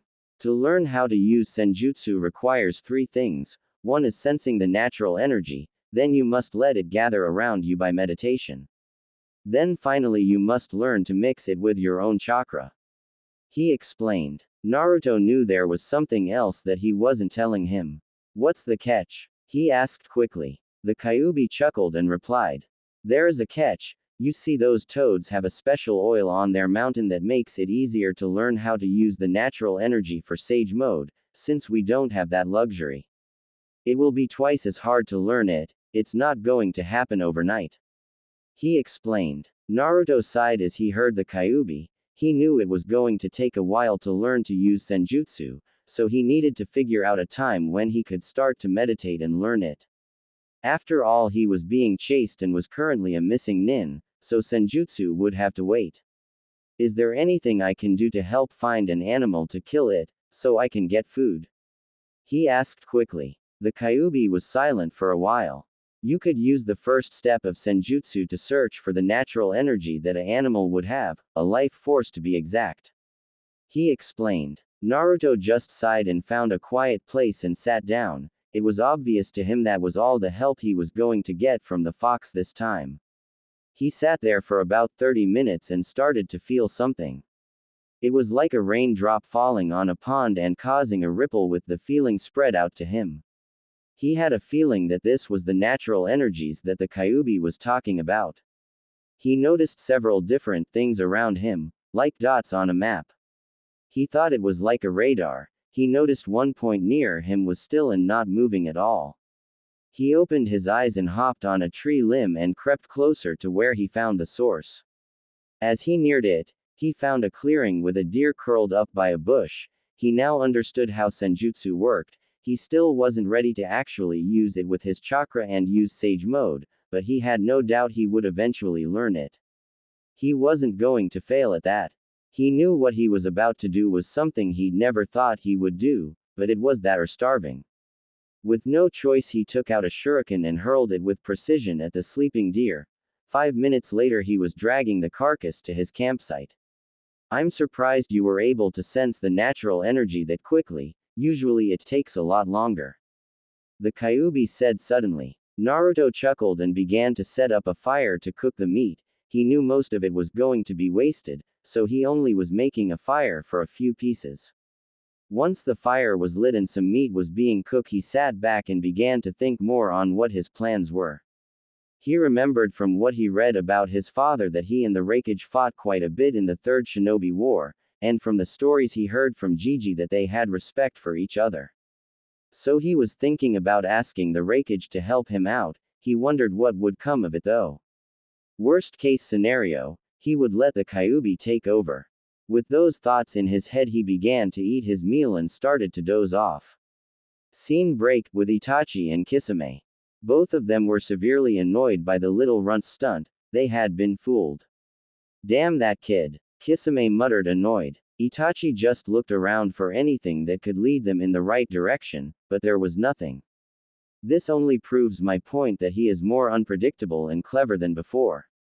We should have seen this coming. He most likely used shadow clones as in diversion so that we would follow tracks that weren't by the real one. Itachi said quickly. Kisame nodded, but his eyes were a different story. He wanted to gut the little runt for making fools out of them. What now? He asked his partner. Itachi looked at Kisame before replying. If he is headed to Kumo like we think, then he is delayed a bit. With his diversion, he most likely had to find a place to hide out, so I doubt he has made it that far. I think he may stop at Yuga since it's in the middle of his travel plan. We head there and wait for him. He said. Kisame nodded and they both started to head to the village. Scene break with Naruto. Naruto awoke groggily and looked around. He was still in his campsite. As he remembered all that transpired the day before, he sat up and began to think. He had no idea on the whereabouts of the two who were following him, and given the fact that he wasn't captured in his sleep, he assumed his ploy worked and he had lost them. However, he knew it wasn't over yet. No, not by a long shot. He was bound to run into an obstacle at one point. That was the life of a missing nin. It was what he chose, so he had to face it head on. Quickly gaining his bearings, he started again on his way towards Kumo. He knew he better stop at Yuga to get some more supplies. He didn't feel like getting another mask. He knew eventually it would be useless. It was about 2 hours later and he saw the gates leading to the village of Yuga. He decided to take a cautious approach, just in case anyone knew who he was and if word got out he was a missing nin. He walked normally into the village and looked around for a bit. It seemed normal. No one was giving him suspicious looks or glares. He assumed he was good. However, the Kyuubi's voice in his head proved him wrong. Be on your guard. I sense those same chakra signatures from the other day. They're here. Watch your back. He heard. Naruto cautiously looked around, but didn't find anyone who stood out to him. If they are close enough, can you pinpoint them? Naruto asked him. The Kyuubi was silent. Naruto should have known he could do that easily. He was planning something. What are you planning? He asked quickly. Naruto looked up to the sky as he replied. It's obvious we can't fight here, it would attract unwanted attention. We bait them into following us, once you pick out who is following us. We show a bit of power to get them to know it's us. Remember, I don't look like me anymore, so we need to let them know I'm who they are looking for. He explained. The Kyuubi chuckled. It was actually a pretty good plan. Okay, start walking around the village, make yourself noticeable, your black hair already sticks out like a sore thumb, so it shouldn't be hard to get their attention. He heard the Kyuubi. Naruto nodded and purposefully walked out in the open, stopping every few minutes looking around. He wanted them to see his face and know it was him. About 5 minutes later, he was walking towards a store when the Kyuubi spoke to him. They're behind you now, the ones in the robes. He heard suddenly. Naruto looked over his shoulder, and sure enough was two people in a pair of robes he hadn't seen before. However, he saw someone he thought he'd never see again. Itachi smirked at seeing the now black-haired Naruto. Kisame couldn't believe his eyes. This boy was the one who fooled them. He couldn't believe it at all. Itachi knew Naruto was a lot stronger and more clever than ever. Naruto gave them the finger and dashed towards the gate and into the wilderness. Kisame almost raged right there as he grabbed the handle of his sword. Calm down. Naruto is being cautious, no doubt. He wants us to follow him and take the fight outside this village. He was always clever. After all, he was a prankster. Itachi said suddenly. Kisame sighed and let go of Samahata and looked towards where Naruto went. Let's go already, he said quickly. They both left the village to find Naruto sitting atop a tree limb. He had a devious grin as the two appeared. Nice of you two to join me, huh? He joked. Kisame glared at him. Itachi just sighed and spoke. I must say, Naruto, you're no longer the same boy that lived in that village. You've become someone new, he said. Naruto chuckled at his observation. You're damn right, he said with a grin. Kisame was tired of the babble and pulled out Samahata and swung it as it extended towards Naruto. However, as it got close, Naruto poofed into smoke. A clone, Kisame muttered. Itachi looked around to see a ton of clones atop the trees. At least 50 of them were sitting there waiting for a order. Even he didn't think Naruto would plan this out that well. It was obvious he was expecting them. Who's helping you? Itachi asked suddenly. Kisame looked to Itachi. Someone was helping the runt. He quickly thought. Naruto just laughed and spoke up. You're right thinking I have help. You see, it is none other than the Kyuubi I house. He said aloud. Both of them tensed. They hadn't expected that outcome. The Kyuubi was now something that made them rethink their plan. If he had been training with the nine-tailed fox, he was more powerful than before and he would known this was coming, so he would have time to prepare. Naruto, on the other hand, knew these weren't easy opponents whatsoever. His best bet would be to separate them and have clones keep the other busy while he took care of the other one. He didn't know how though. He had no idea how to separate them for a good bit. Kisame he could take on, however Itachi was a different story. The fact he had the Sharingan made that fact only concrete more. You take care of Kisame first and then I'll take over and force Itachi to retreat. He heard suddenly. Naruto nodded and began to go to work. Suddenly every clone that was perched on the trees jumped down and charged at them. Itachi just dodged and jumped in the air. Quickly forming hand seals, he shot off a fireball towards the ground. It took out a few clones. Most of them jumped back to avoid it. Kisame on the other hand used Samahata in a whirlwind motion, however he wasn't paying enough attention as the real Naruto dashed towards him and delivered a haymaker to his face. Naruto used that moment. Kisame was stunned from the punch and delivered a knee to his gut. Kisame didn't even realize what was going on until he felt a massive wind pressure. he looked to Naruto to see him holding a Rasengan and it was aimed at his chest. It was very close too. It was too late. Rasengan! Naruto shouted. That was when Kisame was sent flying into a tree. He was barely conscious. He sluggishly got up and was standing still. Itachi looked at his partner and sighed. He knew this was bound to happen. Naruto looked to the sword on the ground and smirked as he picked it up. As he did, both Itachi and Kisame's faces lit up in pure shock. How? Kisame stuttered stupefied. Itachi couldn't believe it either. What do you mean? Naruto asked confused. It was just a sword, right? He thought confused. Samahata is a sentient sword, it picks its user. Most of the time spikes erupt out of the handle when someone who isn't worthy to wield it picks it up.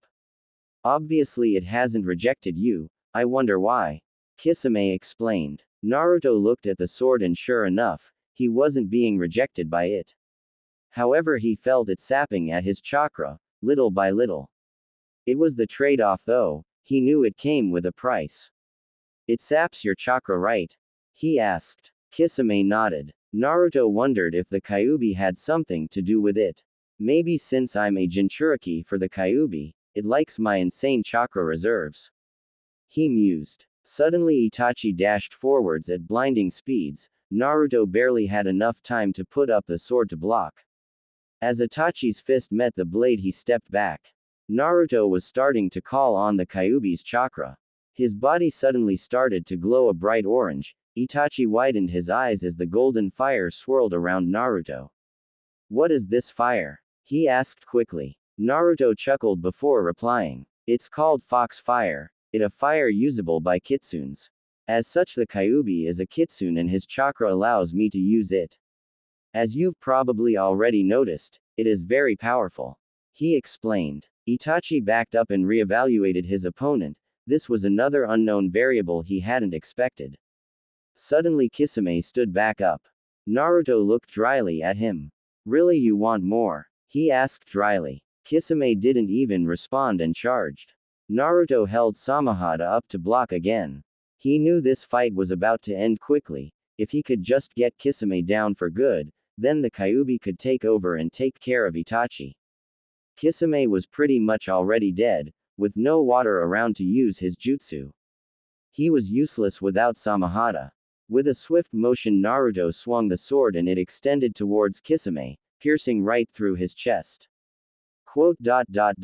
Ironic, isn't it? Killed by the very sword I wielded. He muttered as he fell on the ground. Itachi sighed and looked at Naruto. It's time to finish this. He said. Naruto didn't say anything. Itachi suddenly put his guard up when he felt the rise in chakra. You're damn right, I'm gonna finish this. The Kyuubi said. Itachi backed up.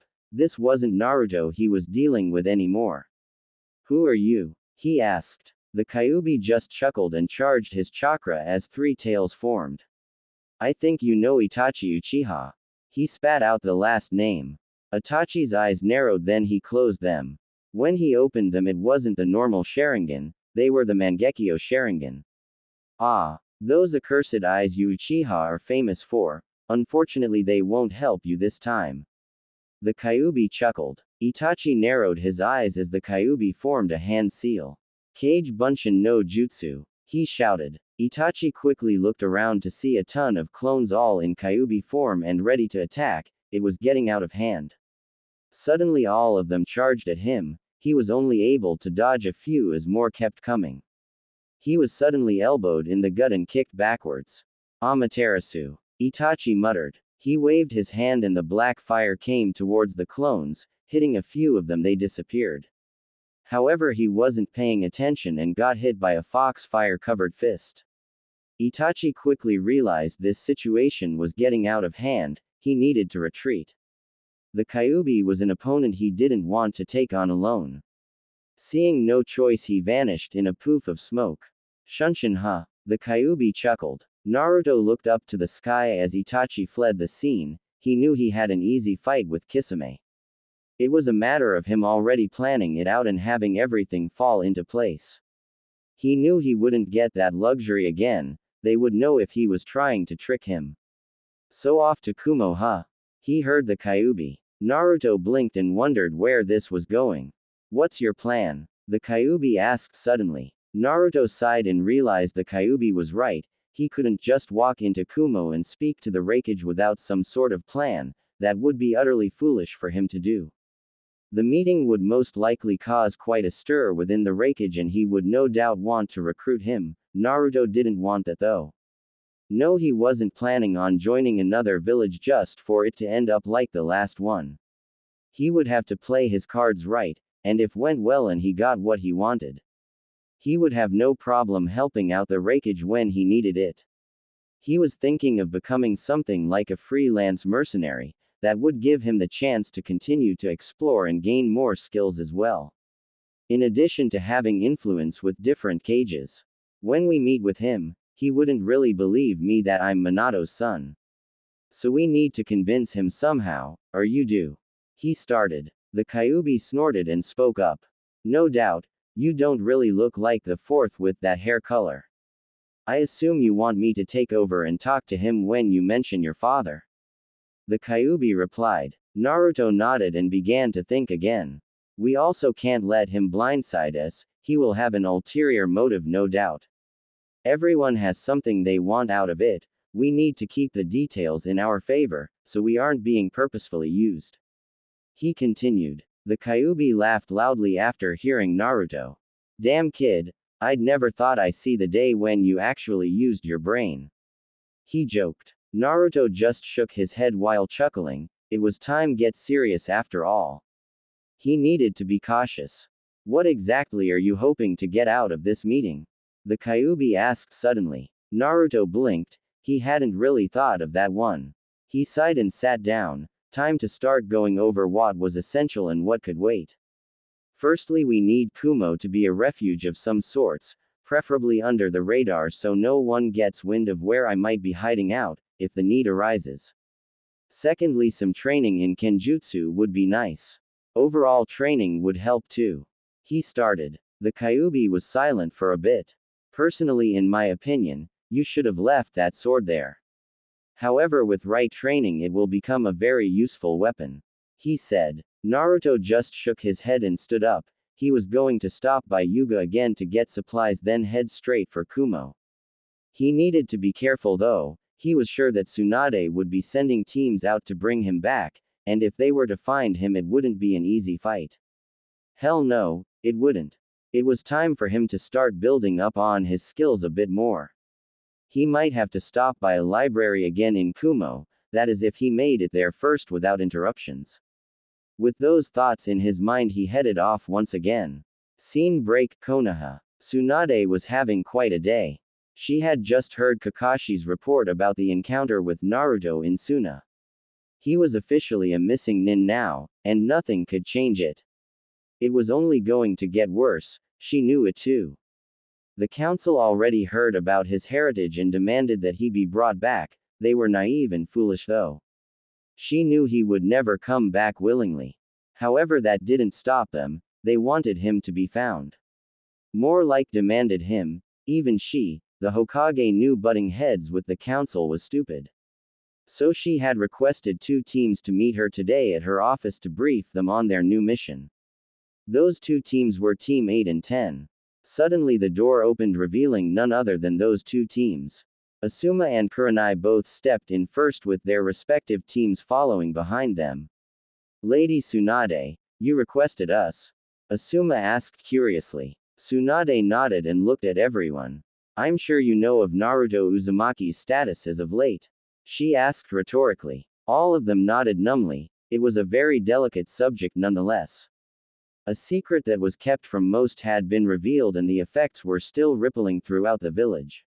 Tsunade took a deep breath and prepared herself for what she was about to say next. Once she did, there was no going back whatsoever. Kakashi just filled me in about an encounter with Naruto at Suna. It seems he's bent on not returning. He made it very clear to both Sakura and Kakashi as they tried to subdue him, but ultimately failed. He escaped once again and is on the move again.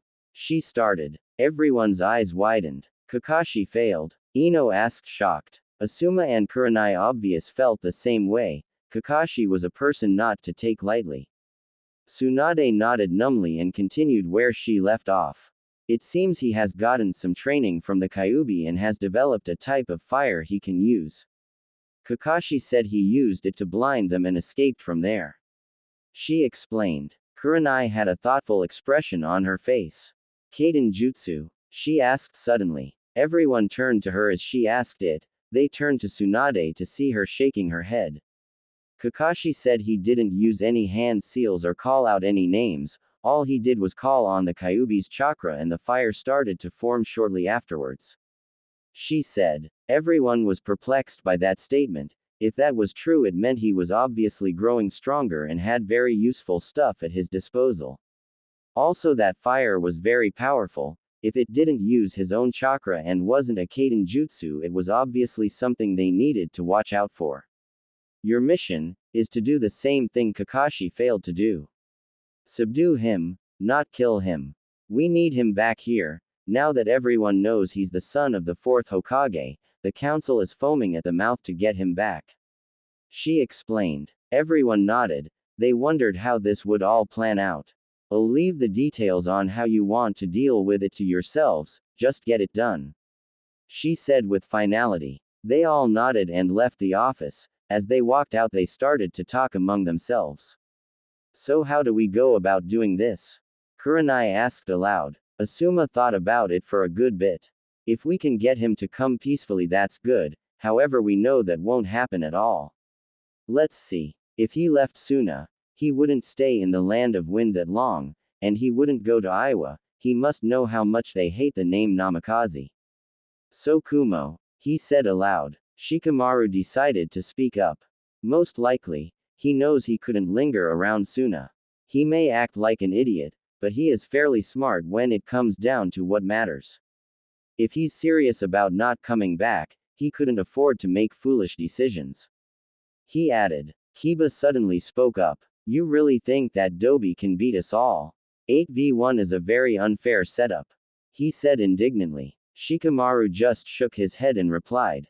Beat us? No. Outsmart us? Most likely. He isn't an idiot like most people think. How do you think he beat you at the Chunin exams? If he sets his mind to something, he can be very clever.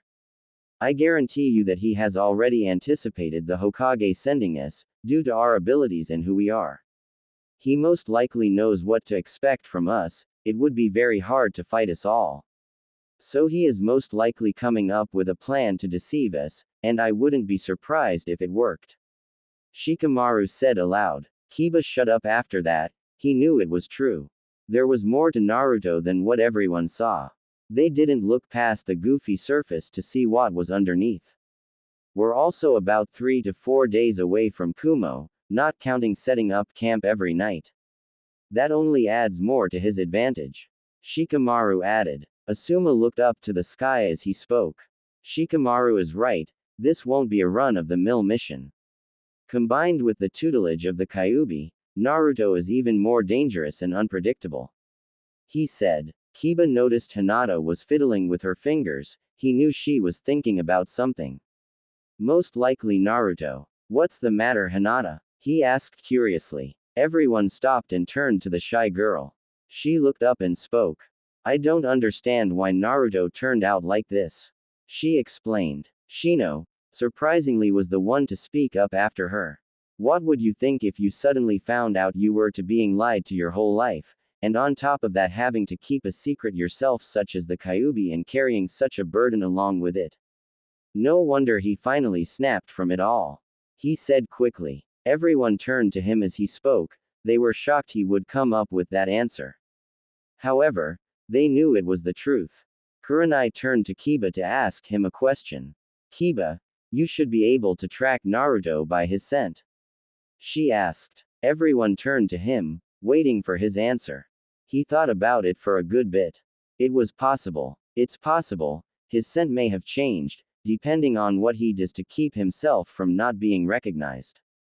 We know from Kakashi's report he changed his appearance quite a bit, so we know it's going to be hard to find him. To track him I would need something to start off with, so I know what scent to look for. He answered. Shikamaru looked in thought for a moment. Like a piece of cloth or something, he said. Kiba nodded and spoke up. A piece of his clothes would be perfect, he replied. Before anyone knew, they were breaking into his old apartment to get just that. As they did, Kiba finally got what he needed and they were heading out to the gates of the village. So how should we go about doing this? Asuma asked suddenly. Shikamaru spoke up quickly after that.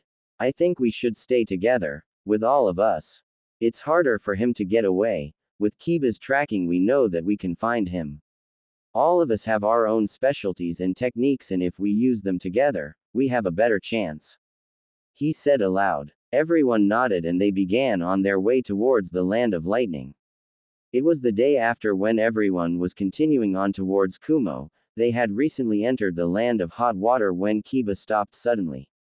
Kurenai was the first to notice it and looked at him confused. What's wrong, Kiba? She asked suddenly. Everyone turned to him as Akamaru and him were sniffing the air. It seemed he caught something. However, it wasn't Naruto's scent. I smell a dead body. It's foul, like it's been sitting there, he said suddenly. Everyone widened their eyes as Akamaru started to bark and run into the woods. Kiba took off and everyone followed him. A dead body meant one thing: there was a fight between two or more people and someone paid the ultimate price. Their life. Everyone stopped shortly after to see a body lying face down in the dirt. It was wearing robes that none of them recognized. They were all cautious as Asuma rolled the body over. They were looking at the dead body of Kisame Hoshigaki. Hey, I recognize this guy, he's in the bingo books. Kisame Hoshigaki, AS rank missing nin, known as the monster of the hidden mist, Asuma said suddenly. Everyone turned to him as he said that. They were shocked this guy was defeated. Do you think Naruto is responsible for this? Ino asked. Everyone looked to Kurenai and Asuma as they looked at each other, like they were having a silent conversation. If he did, he got him by surprise. This area has the perfect makings for a setup for a trap. Looks like he walked into it. His sword is gone too. Naruto most likely took it as a prize, that and it would be a very useful sword to wield, Asuma said suddenly. Shikamaru looked in thought for a second. What sword? Kiba suddenly asked. Everyone else wanted to know that as well. Kisame Hoshigaki was known to carry a sword by the name of Samahata, it one of the swords that the 7 ninja swordsmen of the mist, and it is renowned for being the most dangerous and terrifying of all of them. It can be very dangerous if wielded right, Kurenai answered. They all looked shocked after that statement. If Naruto was the one who did this, then it only proves my point that we need to tread with caution.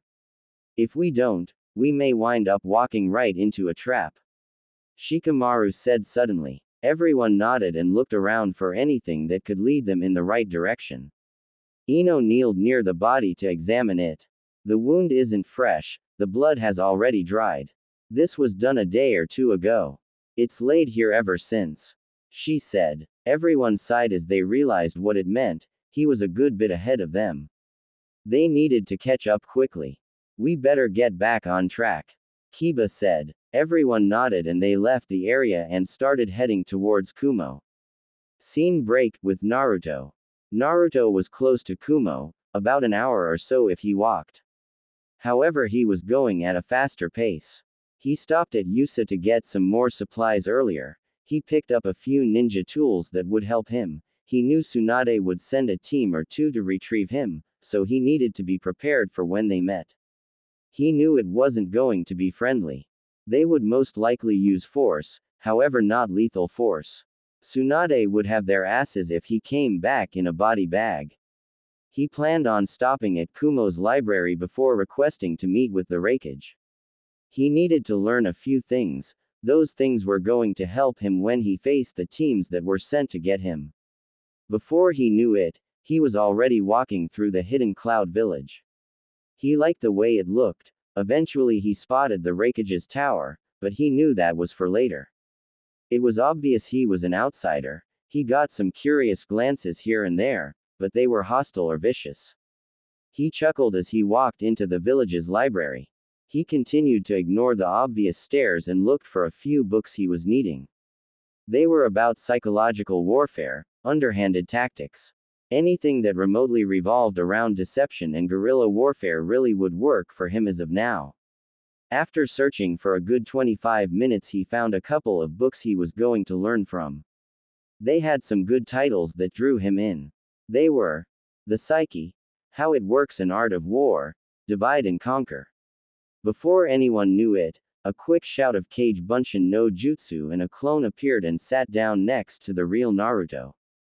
After an hour of reading the two books, he had a good understanding of how to effectively use psychological-based attacks and how to use your situation to your advantage with traps and setups. He knew with what he learned he would be able to take on a team now. It was now time to meet the Raikage. Are you ready, kid? He heard the Kyuubi. Naruto nodded and left the library and headed towards the tower where the meeting that no one would ever forget would happen. As soon as he stepped in the building, he was instantly stopped. They knew he wasn't from around here. They were definitely suspicious. It was shortly after when a young man with dark skin and white hair that covered his left eye walked in front of Naruto and spoke in a slightly bored but highly cautious tone. Who are you and why are you here? He asked quickly. Naruto should have known this would happen. I'm here to speak to the Raikage regarding a certain fellow that is known as the Yellow Flash. He said aloud for everyone to hear. He watched subtlety to see their reactions. It was instantaneous. They all tensed and were on guard after hearing those two words. They all knew about the power that Minato Namikaze had and how much fear he spread with his famous techniques. The man in front of him narrowed his eyes. Who are you? How do you know that name? He asked, deadly serious. Naruto gave him a serious look. What I have to say must only be said in a private audience with the Raikage himself. He said calmly. The man didn't back down and spoke in a deadly calm tone. You say that and you obviously radiate the word secret. After all, you have a very famous sword on your back. Where is Kisame Hoshigaki? He said aloud. Naruto chuckled and replied. Shark face. Check the forests by Yuga. If you find his dead body, you'd know the answer. He joked. The man's eyes widened. Kisame was defeated by this boy. The situation suddenly turned 180. He needed to keep it under control. This boy was an unknown and he needed to proceed with caution. You defeated Kisame? He asked disbelievingly. Naruto nodded and spoke again. Itachi Uchiha was with him, however he got away. He said calmly. Now this surprised everyone. The traitor who slaughtered the whole Uchiha clan with ease ran away from this kid. They all thought. The man finally relented and spoke up. Very well. Follow me and don't make any sudden movements. He said deadly serious. Naruto nodded and followed him as they walked up a staircase. He didn't fail to notice two people were following behind him. They're Jinchuriki kid, watch out. He heard the Kyuubi say in his head. Naruto hummed to himself and didn't look back at the two of them. He didn't want to raise any suspicion now. They soon arrived at a large door and the man in front of them walked in. He came out shortly after and motioned for Naruto to come inside. Sitting in his desk with a stern, yet inquisitive look was the fourth Raikage himself. Once everyone was inside, Naruto looked around the room, also taking subtle glances at the positions of everyone. It was planned out. The girl was stationed by the door, while the two men were behind the Raikage. This meeting was going to be tense. Now my right-hand man Darui here says you have some words to speak to me about a very important person that everyone knows the name of. Minato Namikaze. The Raikage said quickly. Naruto nodded and chuckled. Also that you defeated AS rank missing nin, Kisame Hoshigaki. The proof is that very sword you have on your back. He said again. Naruto nodded again and when the Raikage didn't speak again, he knew it was time for him to speak up. Now before I start, I'd like you to not judge me or jump to conclusions until you hear my full story. He said. Everyone raised an eyebrow, but nonetheless they complied. Firstly, I'm a missing nin from Konoha. He said. Everyone tensed and almost drew their weapons, however the Raikage's hand went up to stop them, his eyes were hardened though. Watching for any deceit. I'm sure you all have heard the story of the attack on Konoha by the Kyuubi. Naruto asked. They all nodded. The The Raikage was wondering where this was going. Yes, we do, however, that doesn't explain your missing min status, he said. Naruto sighed and spoke up. You see, the story that is told today is an abridged version to hide the truth. Naruto explained calmly. Everyone wondered what was about to be said. What's the full story then? The girl behind him asked. Naruto sighed. He knew once he said it there was no going back. His secret would be out. The reason I'm here today is for a number of reasons actually. It revolves around a lot actually. Back to the actual story, you see it is told that the fourth Hokage, Minato himself sacrificed himself to kill the Kyuubi. That is not the truth though. Granted it is somewhat, but not the full truth, he said. Everyone's eyes widened. Raikage was starting to have a sneaky suspicion where this was going. What's the truth then? He asked. Naruto sighed and looked directly at him. Minato Namikaze didn't kill the Kyuubi, he sealed it in his newborn son. That is me, Naruto Uzumaki, he said calmly. The whole room tensed, then everyone laughed loudly. It was obvious they didn't believe him. The Raikage was furious though. You dare spit those lies. You insult the memory of the very person who sacrificed himself to save your village. Be glad he did, or that monster would have obliterated your home, he shouted while slamming his fist on the desk. Naruto sighed and knew it was time for Plan B, however before he could speak up, he fell on his knees. Yo bro, what's with the demonic flow? The man next to the Raikage said suddenly. Everyone looked at the kneeling form of Naruto. I sense it too, it's rageful, the girl said. It seems they may have pissed off the Kyuubi. The Kyuubi had taken over forcefully. He sneered at the Raikage as he stood back up. It seems the Raikage didn't notice the Kyuubi taking over and laughed again. You can quit the act, kid, he said. The Kyuubi gave a dark chuckle and everyone tensed.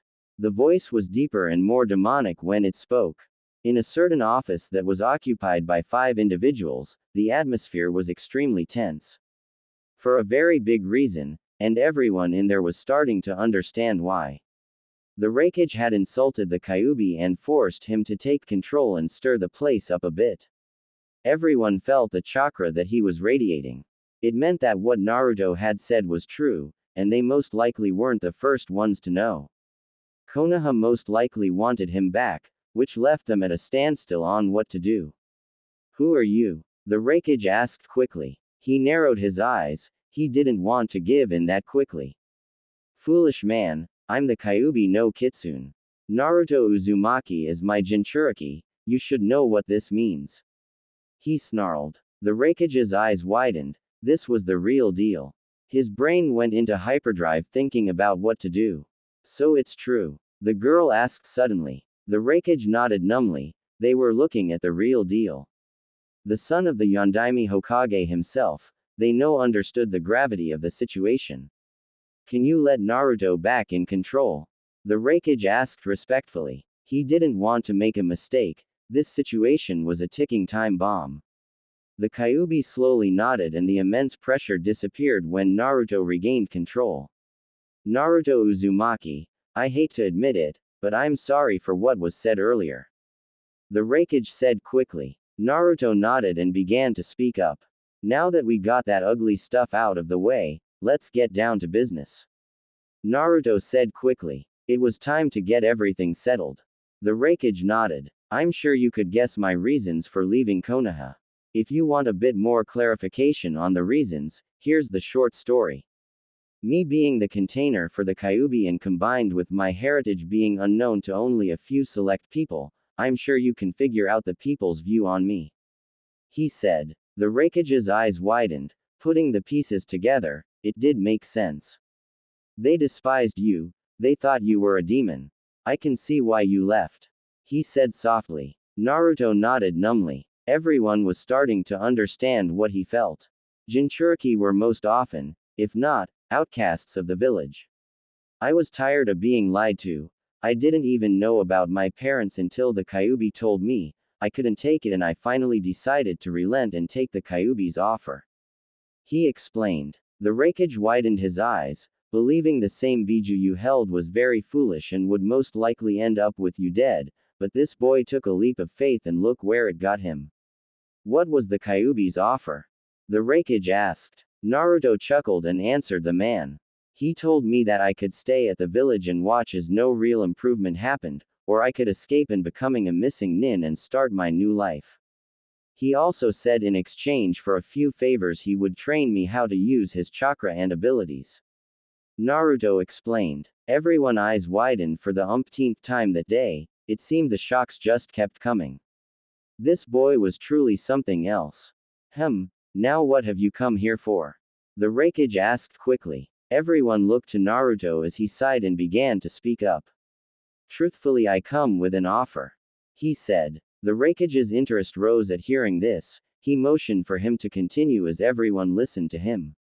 As of now, I don't have a home, and I'm not saying I want to be tied down to a village. I'm offering my support as a freelance mercenary, in exchange for asylum, if needed, and some training to help me out in my travels. He said. No one was expecting that. He clearly thought this whole meeting out accordingly. The Raikage was weighing the deal in his mind. If he accepted, he would get a very powerful ally that would only grow stronger in the future. A refuge wasn't that hard either. The training though made him think a bit more on it.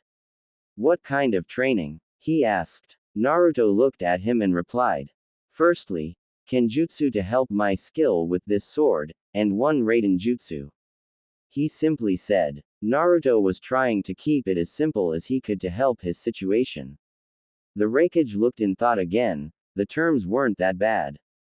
He could handle them, however there was questions he needed to ask himself. Let's put a hypothetical out there and say you do become a freelance mercenary. Who all are you going to give your allegiance to? He asked quickly. Naruto looked directly at him and replied. I would give it to Suna, Konoha if the situation was dire enough for me to help them. However, Konoha isn't one of my priorities now. I would stay away from Iwa and Kiri. He said. The Raikage smiled and knew this could work out. He looked at Naruto and spoke. If we are to do this, we must keep it a secret.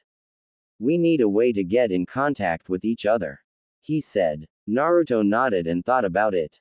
I could give you a summoning contract for foxes. You'd have enough to go back and forth between any village you allied with. The Kyuubi said suddenly. That's when Naruto's eyes widened. He still had the toad contract. They could reverse summon him. He would need to break it firstly. The Kyuubi said he could give me a summoning contract for foxes, that way we could send messages back and forth. He said. The Raikage thought about it for a minute. It was a pretty good idea and it would keep the secret from getting out. Okay. Then that will work. He said with a smile. Naruto was about to speak up when he felt something off, with the recent use of the Kyuubi's chakra. It seemed to blend with his, thus granting him stronger control over it, and it gave him enhanced senses. One of these was sensing chakra. You sense it, right? He asked the Kyuubi. Everyone saw his silence and wondered what was up. Yes, a gigantic amount of it, most likely those two teams together. Their chakra is on the outskirts of Kumo. He heard. Excuse me, Raikage, but it seems there is a problem. Naruto said suddenly. The Raikage's eyebrows raised as he heard him.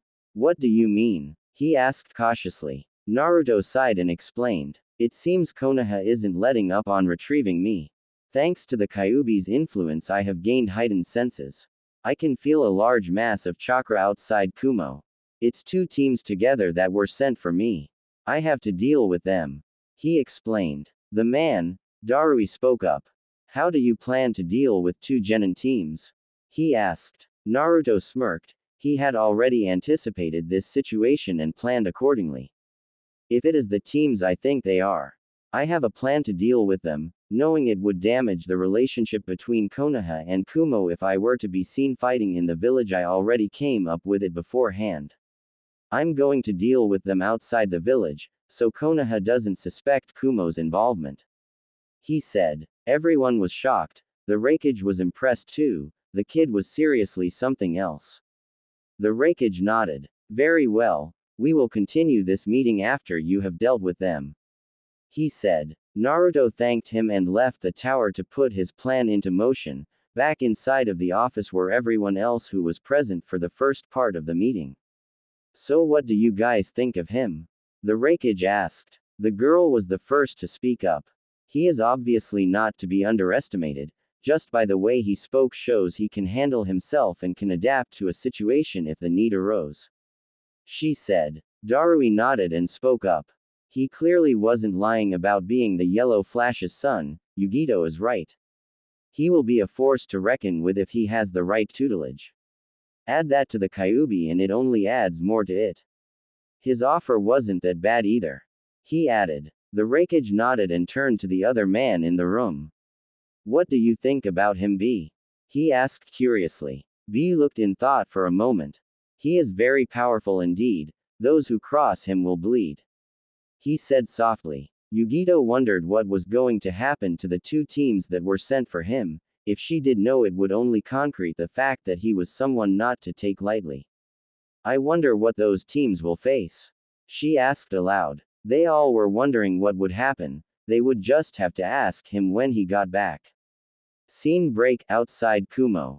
As Team 8 and 10 were walking along the road to Kumo, they suddenly stopped when they heard something. It sounded like a person and it was behind them.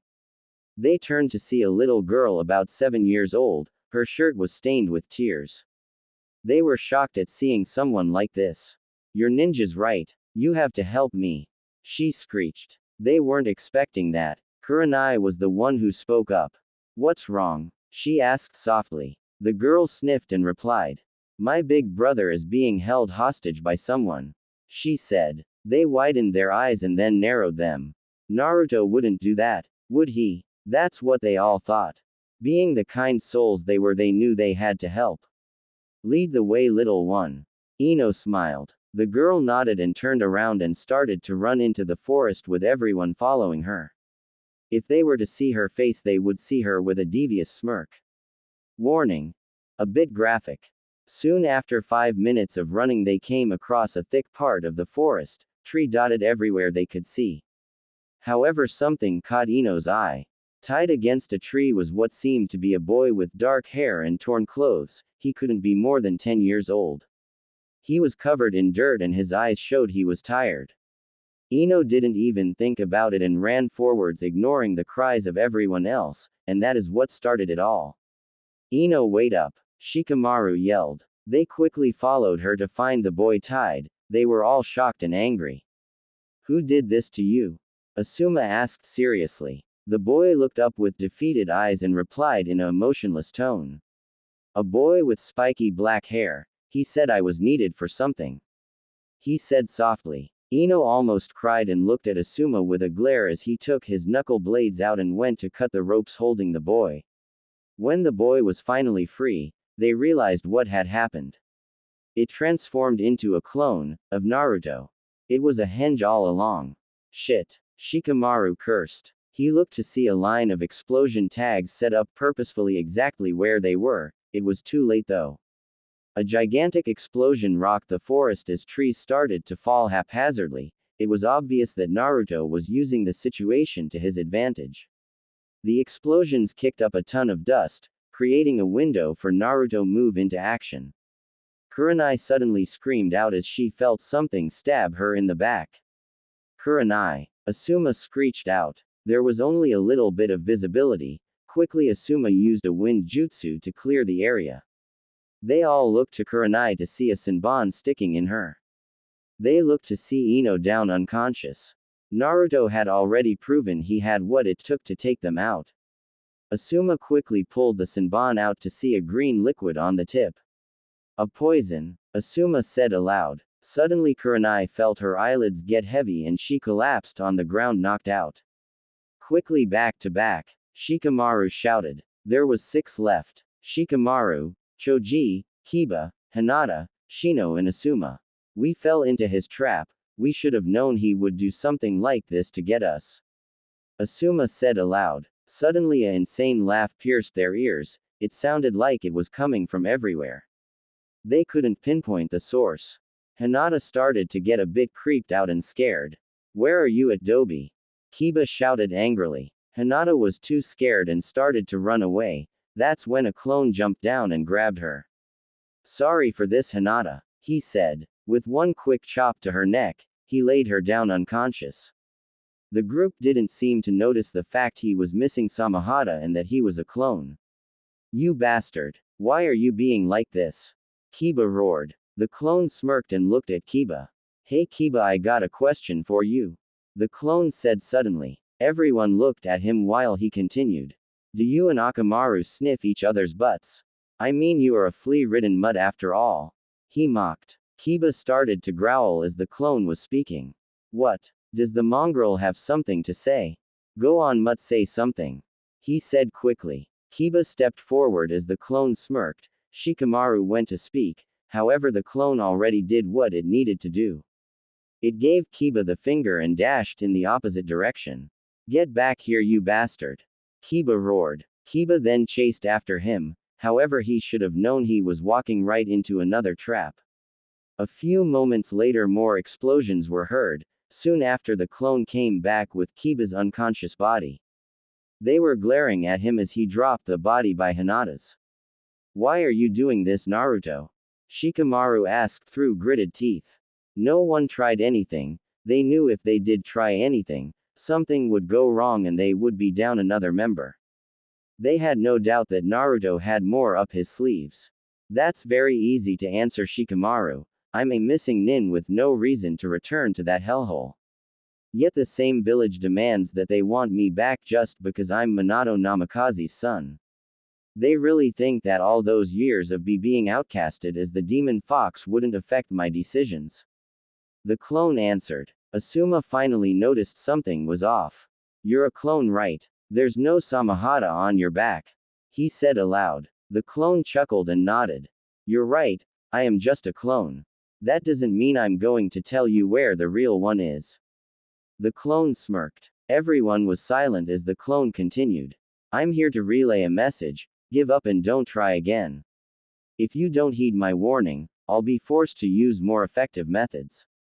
The clone said. Suddenly everyone tensed as the clone walked towards them. Suddenly it poofed into smoke and disappeared. I think we should take the kid's offer and leave while we still can. Choji said aloud. Shikamaru grunted, but nonetheless couldn't agree more. They had failed, horribly. He had lured them straight into a trap. I agree, if he was able to fool us this much, imagine what he could do if we pissed him off. Shikamaru added. Asuma nodded and looked around the area. Naruto really did have them against the wall. If they didn't leave as he told them to, he would most likely unleash more and they wouldn't stand a chance. Naruto's skill set was too unorthodox, and combined with his knowledge of pranks, it only made it stack in his favor. Okay, everyone pick up someone and let's head back. Asuma said aloud. Everyone nodded and picked someone and hoisted them on their shoulders. Soon they all arrived back on the road, however they stopped and turned around when they heard someone drop behind them. It was Naruto, and it was not a clone. The four of them were shocked to see his new appearance. It made him look intimidating. Pitch black spiky hair, he was wearing a dark leather combat jacket with matching baggy shorts. It was obvious to them he was definitely ready to strike at a moment's notice. The jacket most likely held all his ninja tools. The sword Samahata was strapped to his back. They could see the tip of it exposed and it didn't have bandages covering it. Yep, he was truly ready to strike if the need arose. What do you want? Shikamaru asked. Naruto sighed and placed his hands in a surrender motion to placate them. Deliver a message to Ba-chan for me, also that pervert Jiraiya.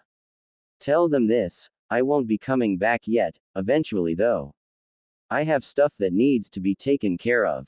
Also tell Kakashi and Sakura to stuff it, along with those snot-nosed elders on the council. He smirked. They were flabbergasted. Part of them knew he would still protect his precious people if the situation called for his intervention, however part of them knew, he was never going to be the same. They nodded numbly and watched as he turned around and walked towards Kumo again. Well, that was surprising, Choji said dryly. Shikamaru chuckled and spoke up.